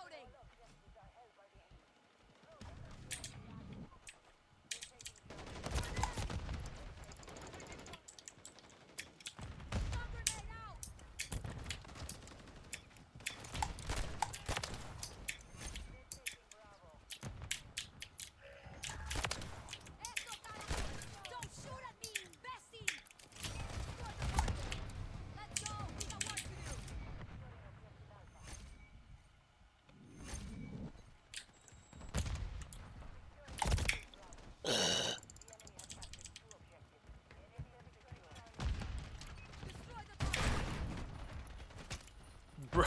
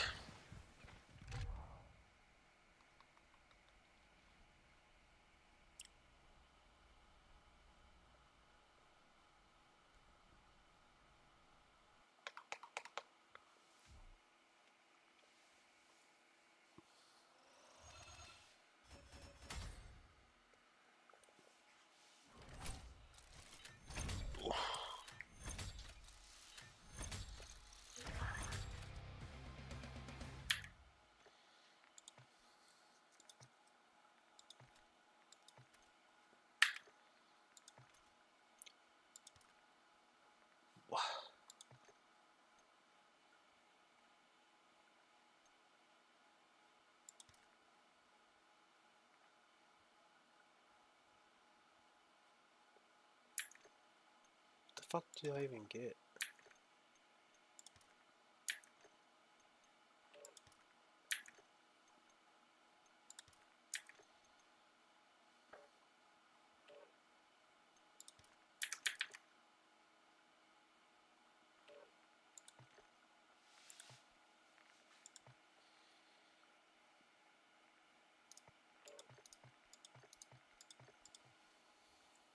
Team deathmatch. No.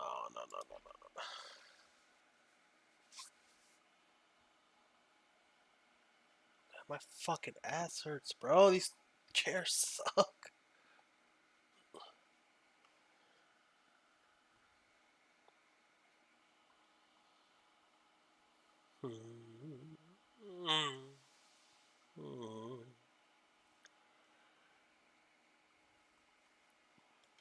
If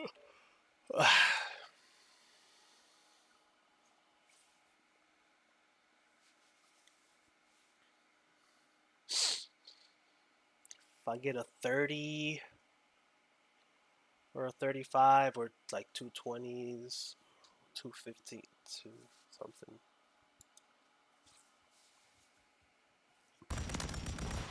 What? What? What's happening?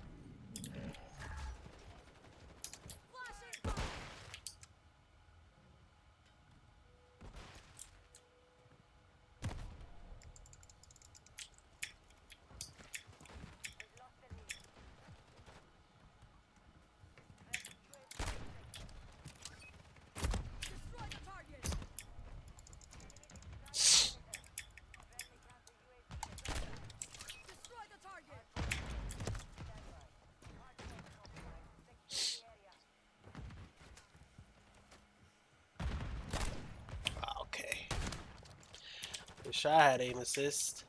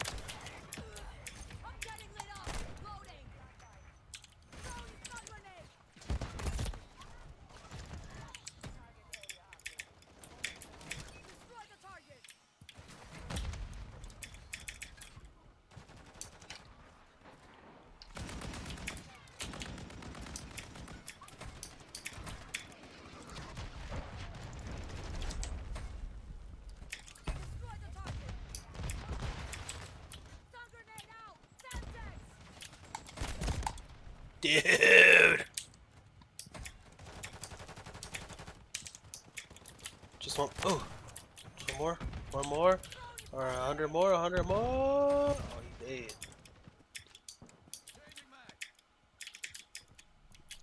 I see you. Oh!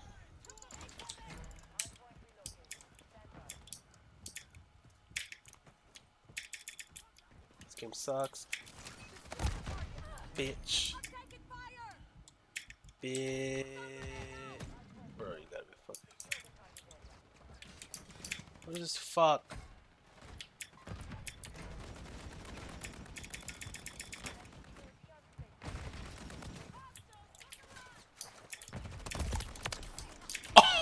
Oh.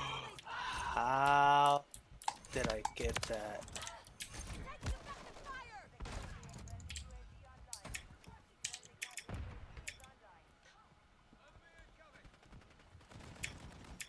You can parkour badass in this fucking. Fuck.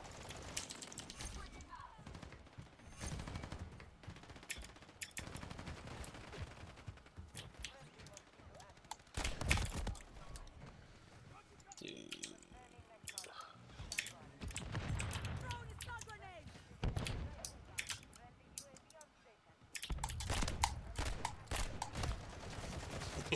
Like.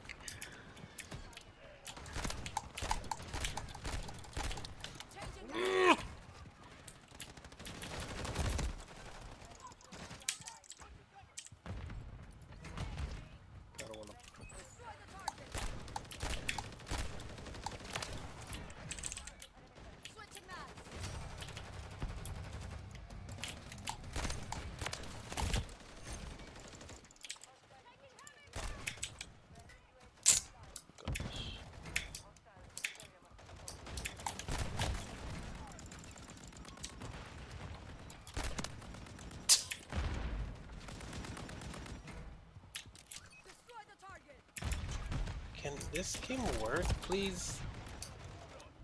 Game kind of sucks when it comes to movement. Like, it launches my ass. How do you only get 80 points, bro? This game sucks.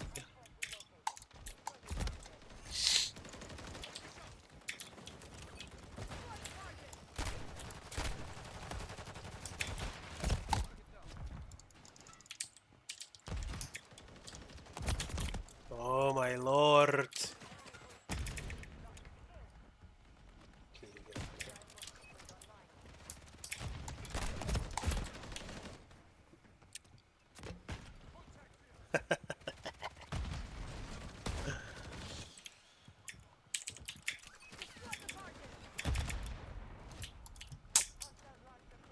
Boys. Boys.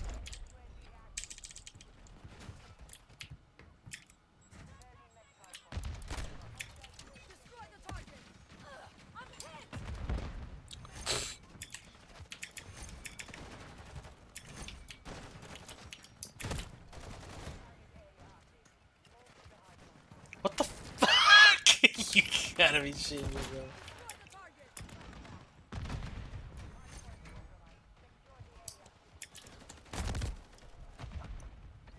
Oh.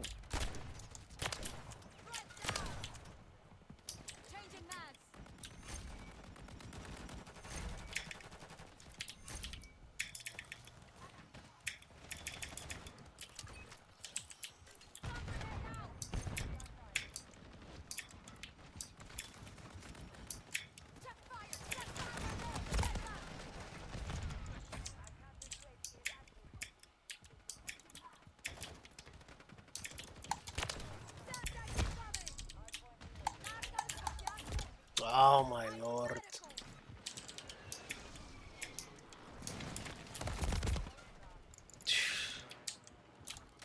That's so fast, bro. These fucking fat 60Ks can suck my ass. Such fucking lies.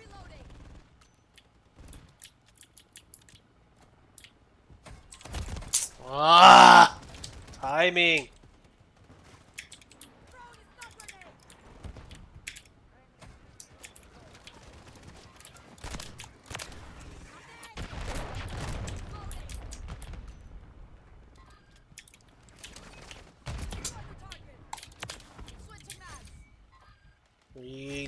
Reload, thank you.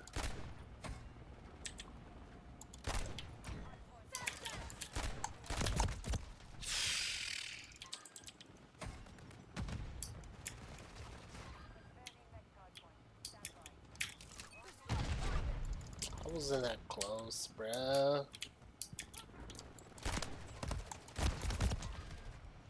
Please!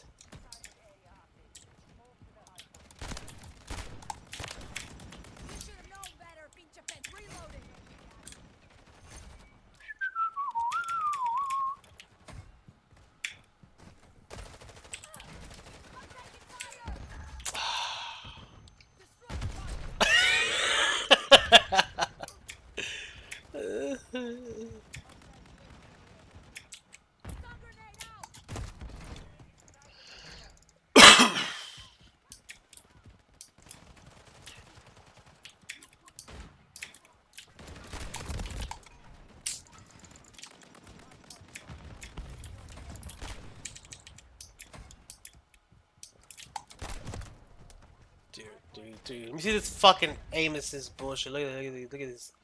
Look at this. Look at this. Okay, can't really fucking save or whatever. Oh my god.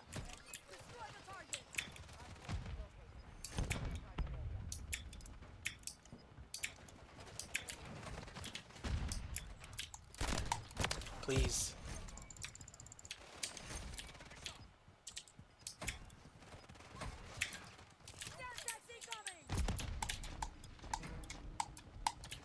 Jeez. They go around this shit.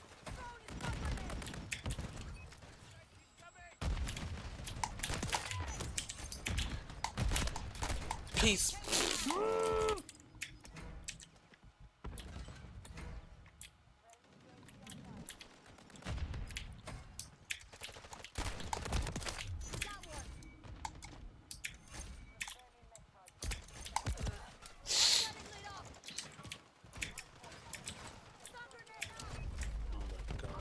I got over 30.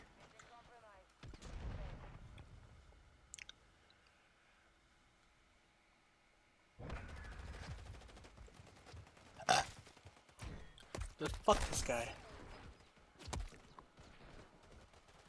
Bitch ass motherfucker.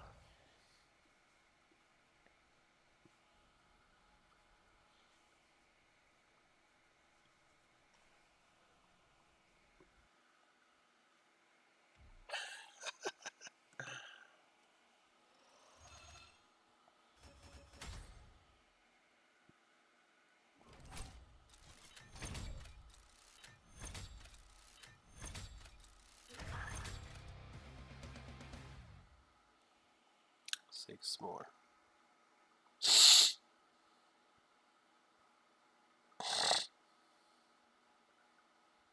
The fuck?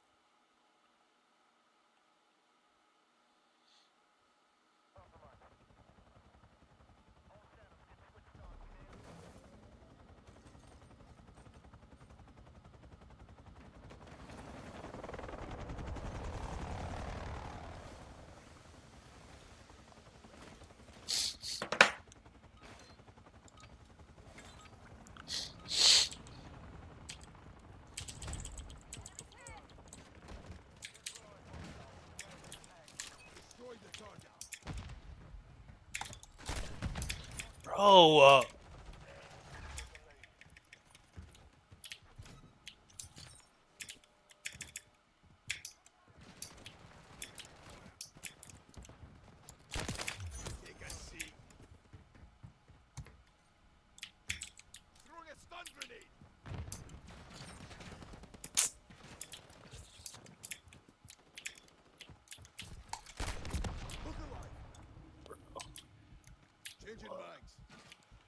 fuck, fuck, fuck, fuck, fuck, fuck, fuck, fuck, fuck, fuck, fuck.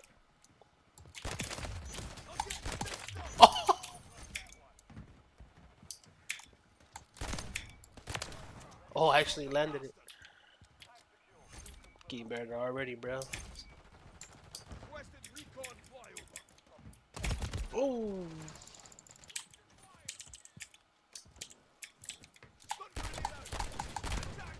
No.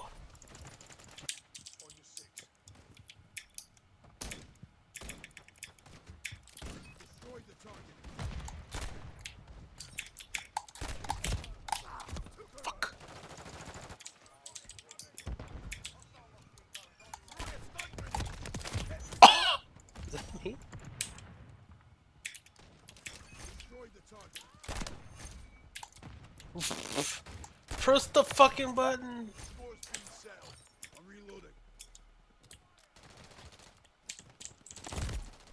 Sheesh! That insanely fast. Oh my god, I feel like this lobby sucks. back inside, maybe not. No! Fuck!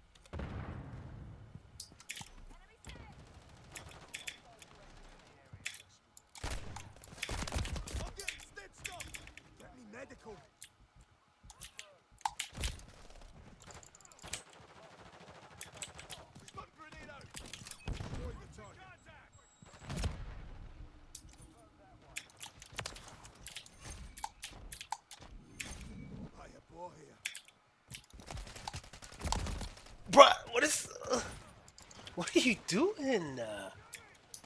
Disengage, disengage.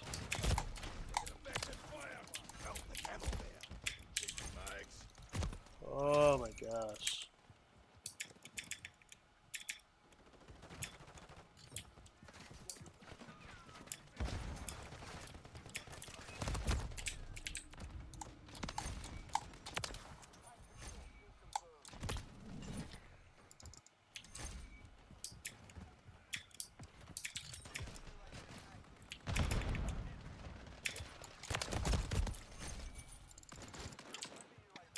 Whoa.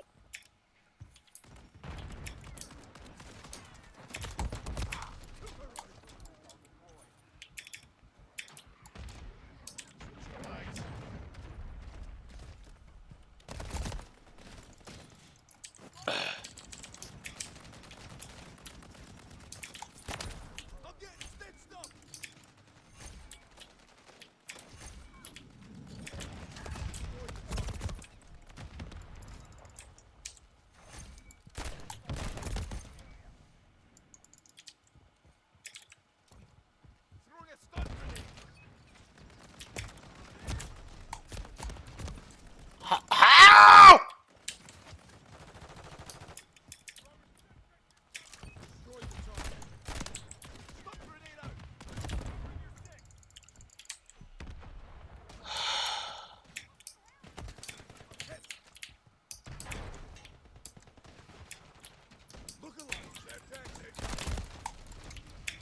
Fuck, man.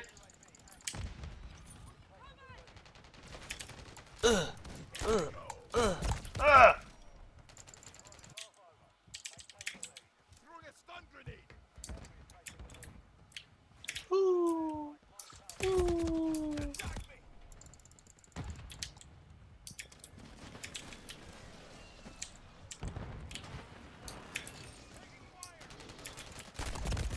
Two. Let's get fucking blows. Where's this cunt?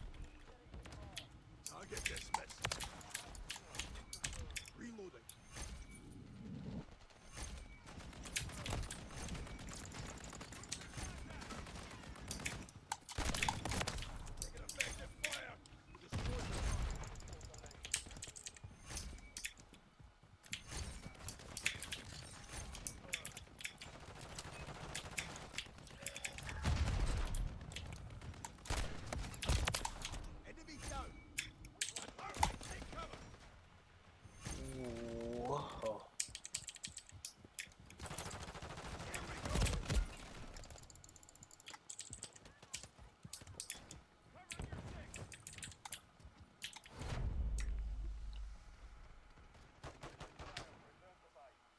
Did we win? Oh, we lost.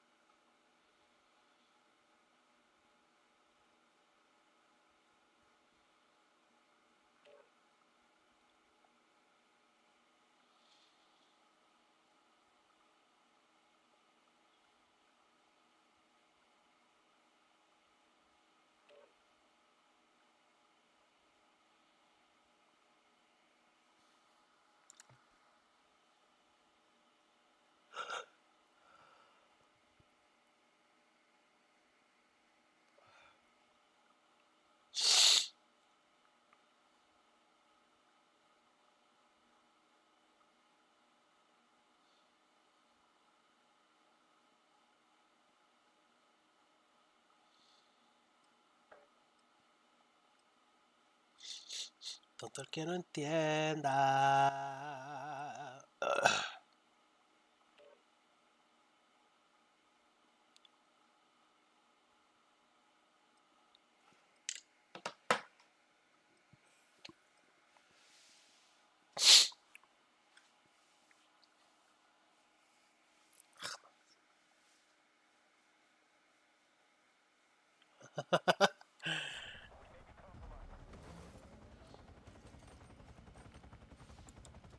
Tomorrow, bro, and we're done with this bitch.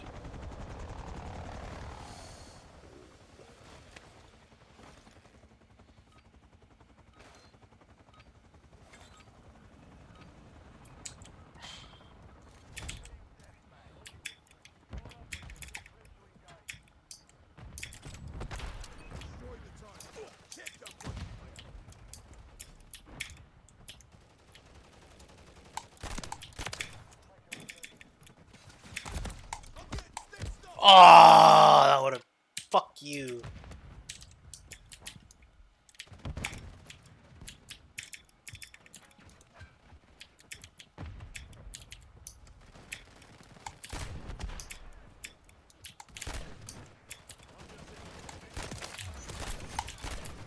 Bro.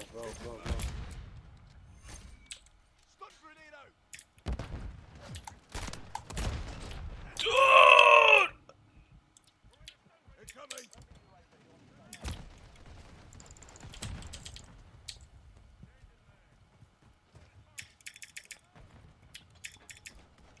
Where the fuck are you at, bitch?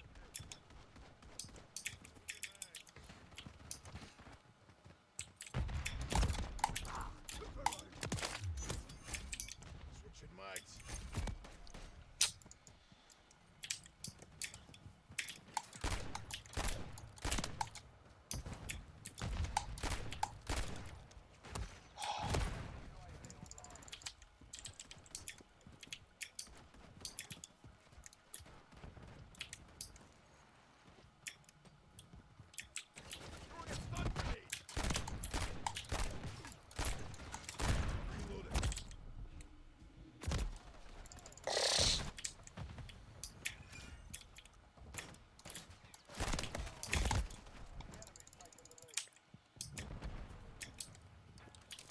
Destroyed the target.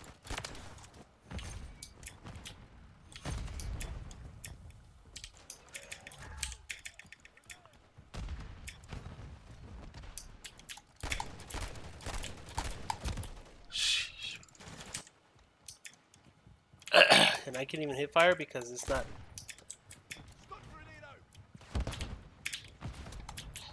Hello.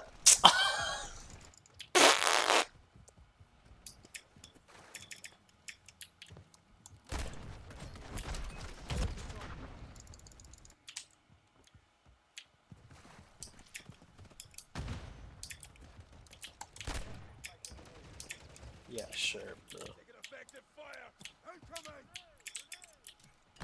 Throwing a stun grenade. That was yours. That was a weak. Get me medical.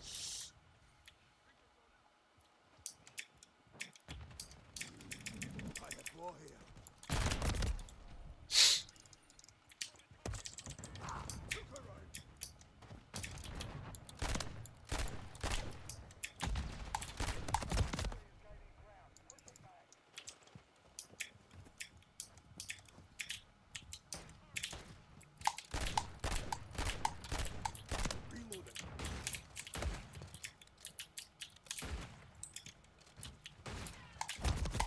Come on! Fuck! The motherfucking twat. That's your average Call of Duty wannabe sweat. Bitch ass motherfuckers. Pull out the fucking shotguns. Oh my gosh, bro. At least I fucking die on my shield. Dude.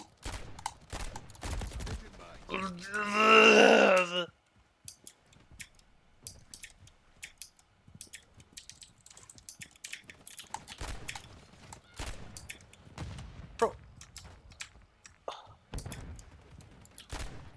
One kill, please. One.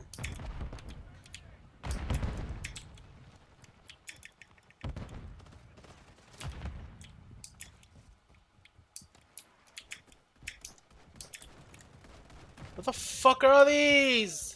Oh man. No.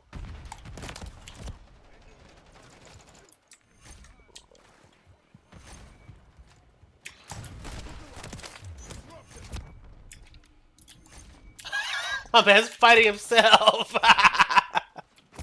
Oh shit.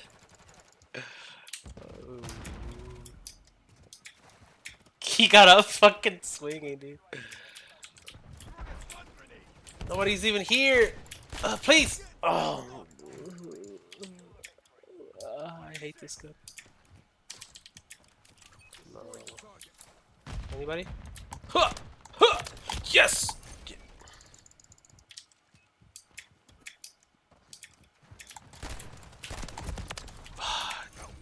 Did it.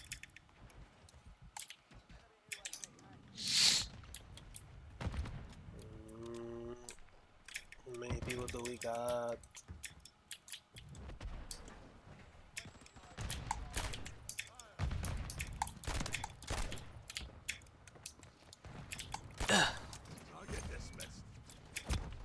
Oops.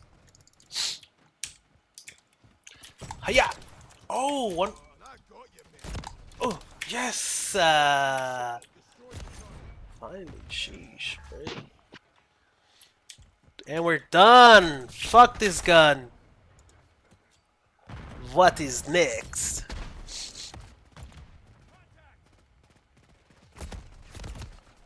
Wait. Oh, I'm done? What else do I level up then?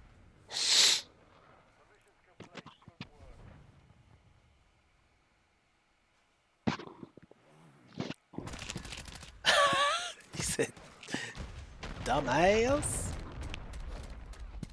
Hey, dumbass?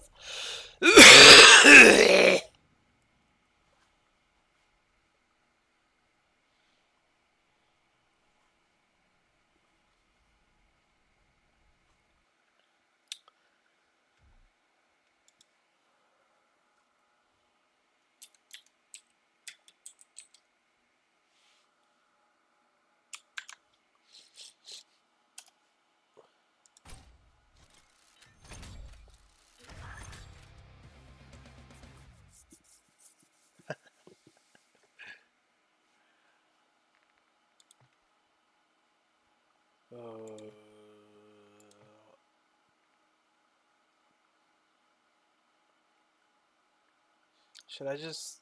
Nah, fuck that, because I don't want to...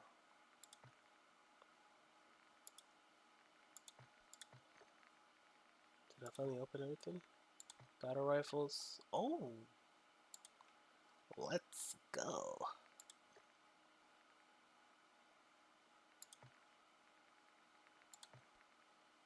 Launchers.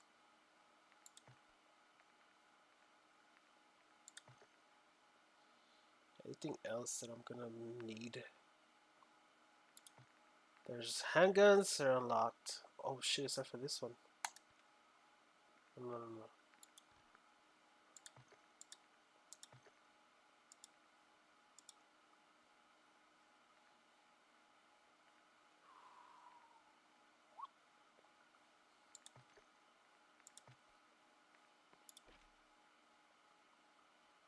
Complete 3 daily challenges. Get 3 upper kills with LMG.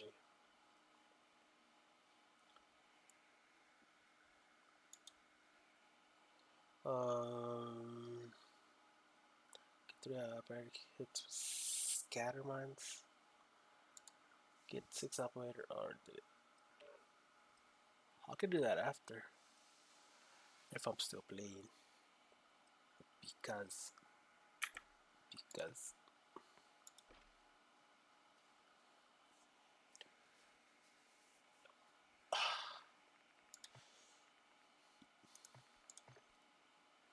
for recommendations. I don't want friends.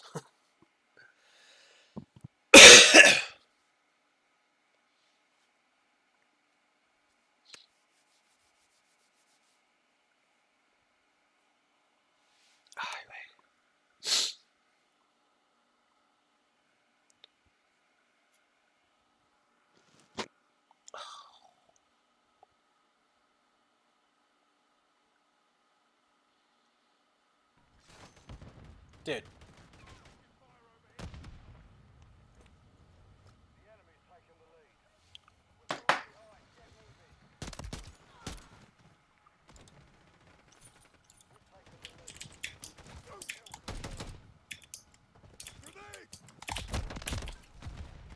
Shot him twice. You know what I mean? Upper shot. I guess I ain't mad because shot me, bro. Shook shot me.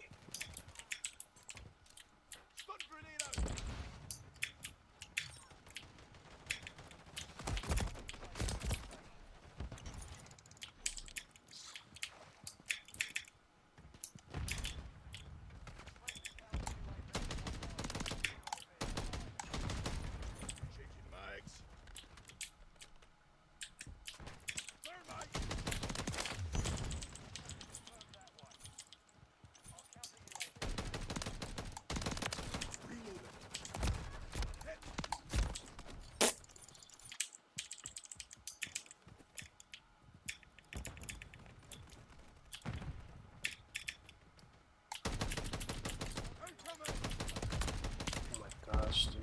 I'm reloading.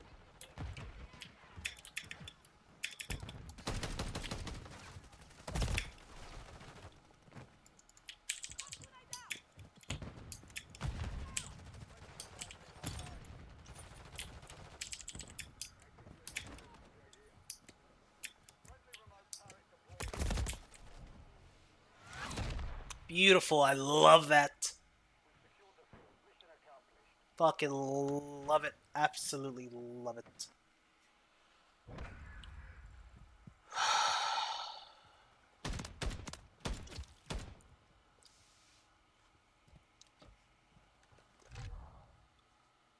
Love it. I wonder if I can do this.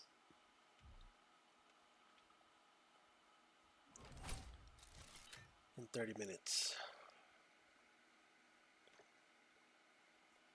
Maybe I should get on zombies.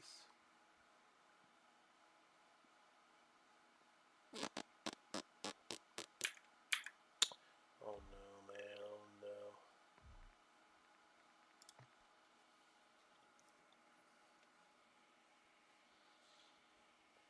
Oh, fuck it.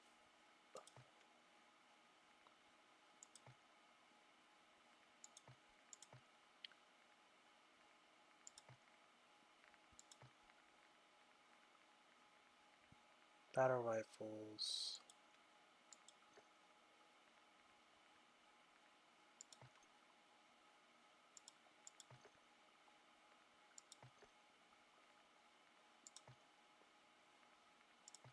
Ah, shit.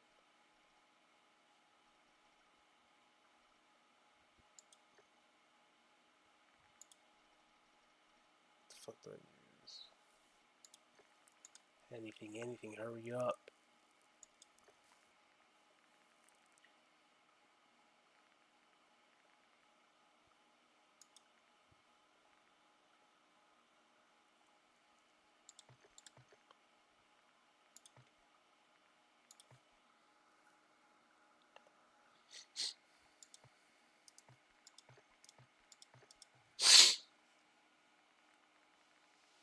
Wish I could bump some music. Oh shit.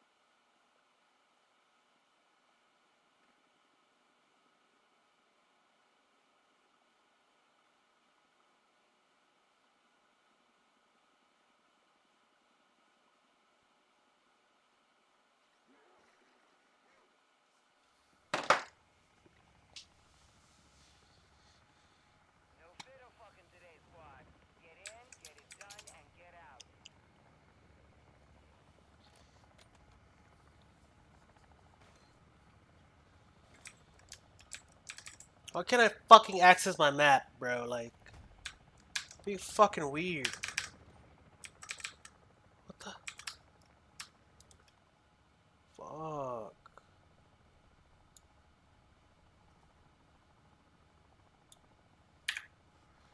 Fuck ever, man.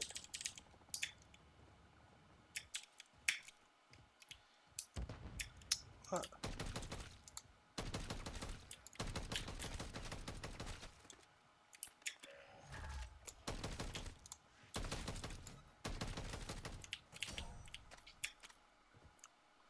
I haven't played in so long. What's my plate up button? Oh, control.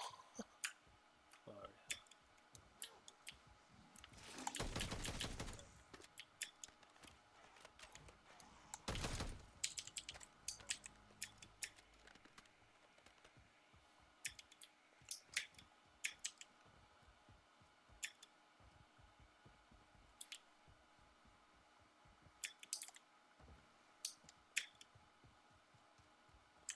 Where the fuck do I go?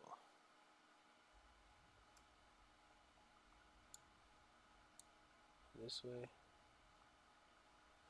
Guess I can ping this gas station.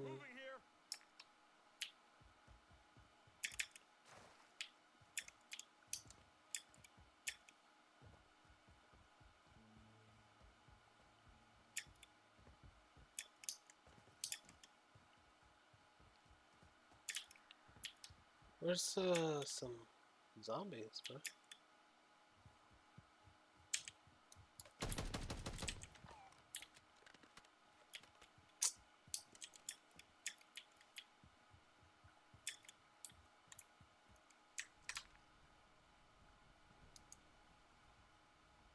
Wait, can I fucking use this to like...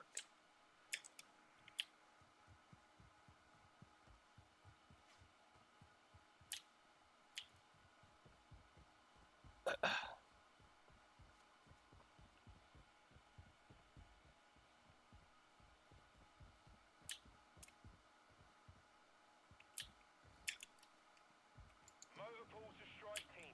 Remember, driving is an awesome responsibility. Only you can ensure maximum vehicular mayhem, so drive irresponsibly. Oh, and mind the paintwork, eh?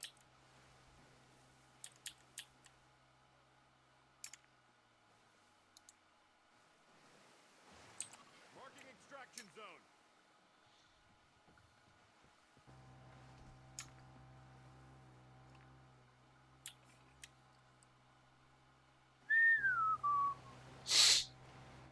They call me Fisherman Tombo. Should I do one of those? Oh, wait. Hold on, boys. Let's party. Oh, shit. Gotta be careful with these.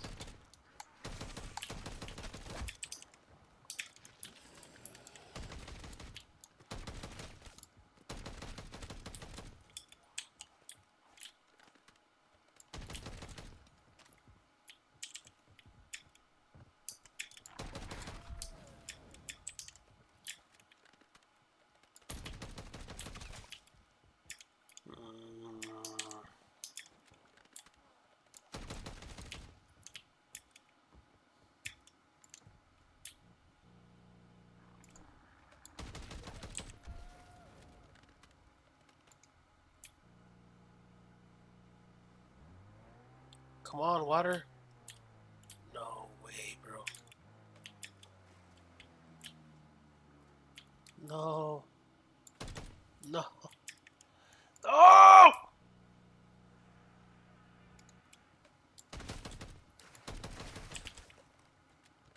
Fuck.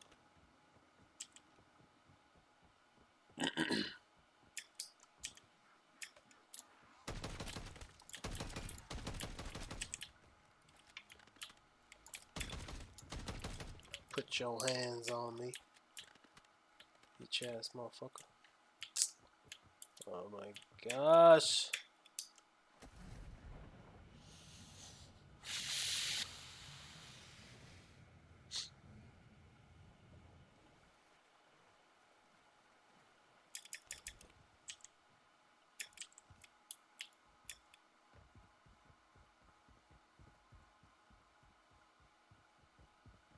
What the hell is this?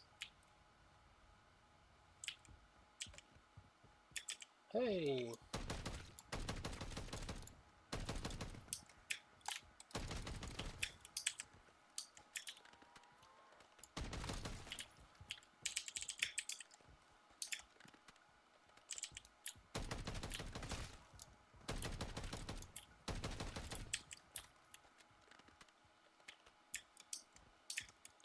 Wait, somebody already...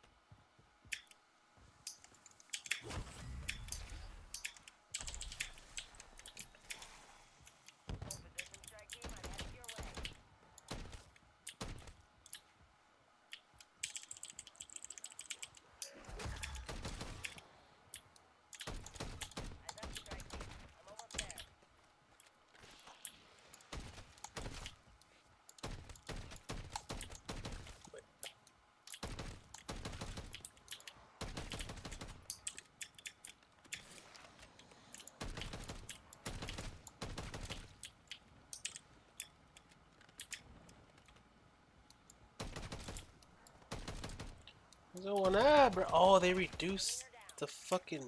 Oh my god. These motherfuckers, bro. Why do they like to take the fun away from us? Nobody fucking has to reduce the zombies.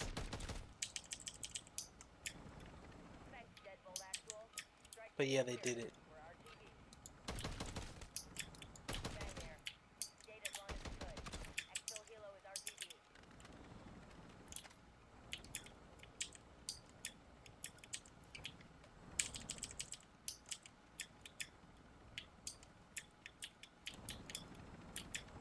Hey, that's permanents, bro.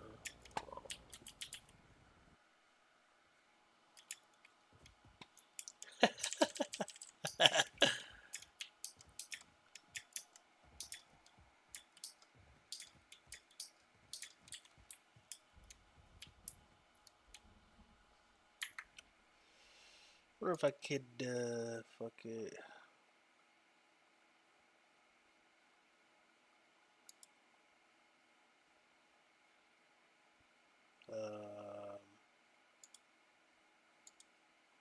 Browser. Is it they're releasing? So he's saying like minor terrorists.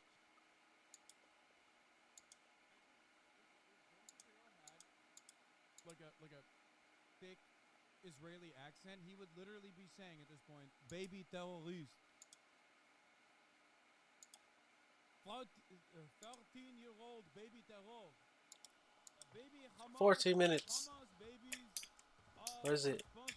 Where the fuck is it? baby terror. People fucking suck. Whether that exchange rate represented Israel's disregard for Palestinian life because it was a 3-for-1 rate. I was speaking to a hostage negotiator this morning, he made the comparison between the 50 hostages that Hamas has promised to release, as opposed to the 150 That's funny how it prisoners resets. that are Palestinians that Israel has said that it will release. He made the comparison between the numbers and the fact that does Israel not think that Palestinian lives are valued as highly as That is an astonishing accusation. If we could release... Oh, that's how shadows work whenever it sucks. Hey, Bati.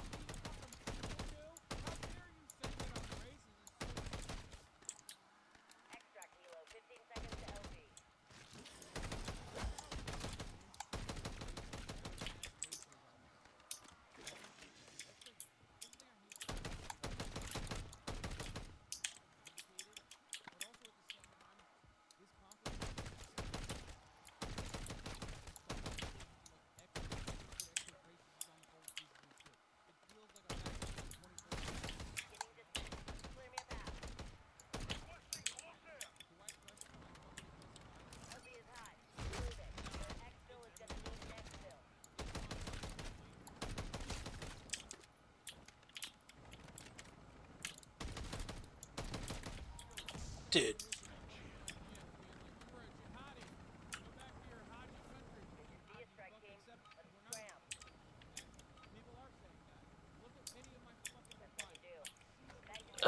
Whoa.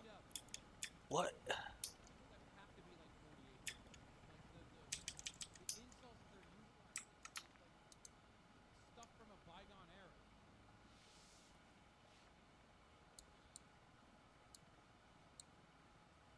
This game fucking sucks, though. So my ass.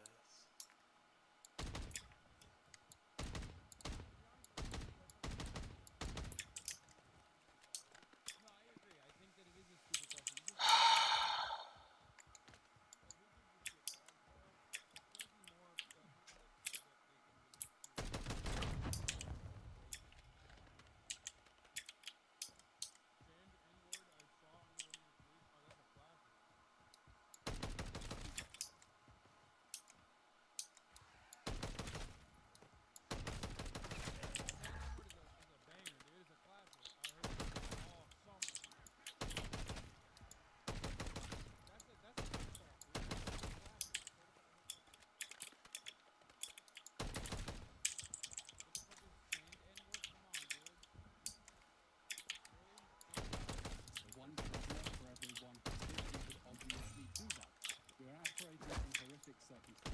We're not choosing to release these prisoners who have blood on their hands. We are talking about people who have been convicted of stabbing and shooting attacks. Notice the question of proportionality doesn't interest Palestinian supporters. Too slow. Oh, me too slow. Oh, what you got there? Come on. Give me keys. It's really outrageous to suggest that the fact that we are willing to release prisoners who are convicted of terrorism offenses, more of them than we are getting our own innocent children back, somehow suggests that we don't care about Palestinian lives. Bitch. You fucking...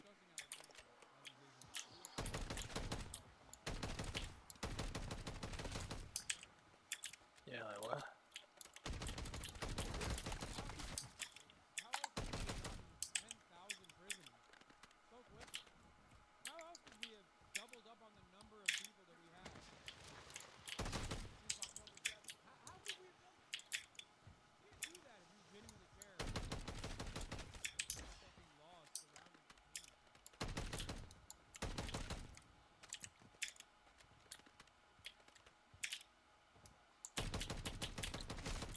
Anybody else can see that? Because I can't see that. Fucking leaving bro. So stupid. Fuck this shit up.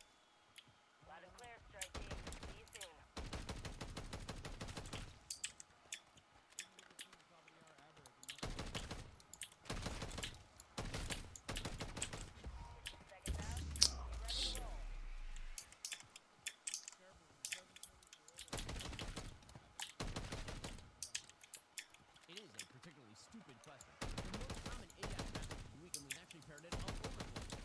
And somehow there's more close between Israel releasing terrorists and Hamas releasing children. This is something that students are actively promoting. Let's start with the actual fact. Every single person Hamas is releasing. Every single person Israel is releasing a criminal. Here is a chart of the Palestinian.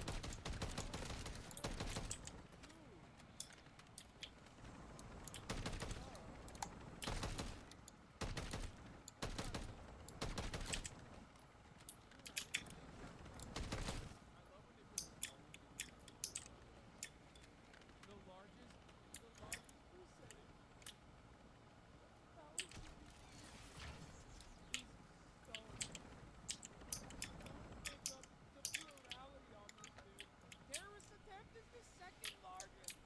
What? Your mom never teach you to be on time? Oh, my heart. My heart, I'm dying. Stabbing attack, shooting attack, other violence, terrorist contact. Terrorist contact is 11. Other violence is 6.4. Other 11.7%. This is the best. Thank you, Ben. Thank you for releasing this. Thank you for putting this pie chart. This is the absolute worst pie chart I've ever fucking seen in my entire life. It's so demonstrably, like, I don't even know the whole, like, Israel is an occupation, an illegal belligerent occupier, and these people don't actually get to see the same legal recourse that is necessary for there to be a lawful conviction here. It's a violation of international human rights to do this to children, and do this to any enemy combatant even, as a matter of fact. But then, the pie chart is so bad that it's like terrorist contact? Wow, that's crazy. I feel like this brings up more questions than answers for any average person that doesn't fully understand what's going on here, that isn't completely fucking lapping up Islamophobic propaganda. Other violences and other...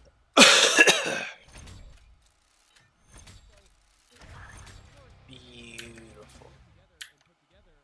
Fuck out of here. You realize that, like, yeah, most of these illegal acts are simply secret evidence. There's very I'm kind of hungry. What should I go get? okay? Like, what the fuck is a terrorist attempt? Get the fuck out of here, dude. That Israel considers Palestinians wrongly as a terrorist attempt. Terrorist contact, by the way, is literally when they suspect you of, like, talking to someone that they suspect is a terrorist. It's fucking ridiculous. Come on, man. They ran out of others. I love how stupid this list is to begin with. Okay, because even on the edge cases where there is Can I go eat? that has been dished out, okay, even in the edge cases where there's actual violence that is dished out, like the Ahmed Manazra situation, right? Like, he's 13 years old, his cousin is 15, his cousin gets killed on the spot, he doesn't even fucking stab someone, and they immediately violate any kind of international human rights that you could have had in that situation. Oh, it does work. Right? Like, even if you do something criminal, because Just saw that.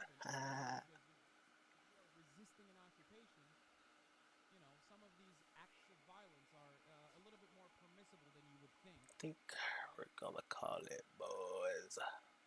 But it's like so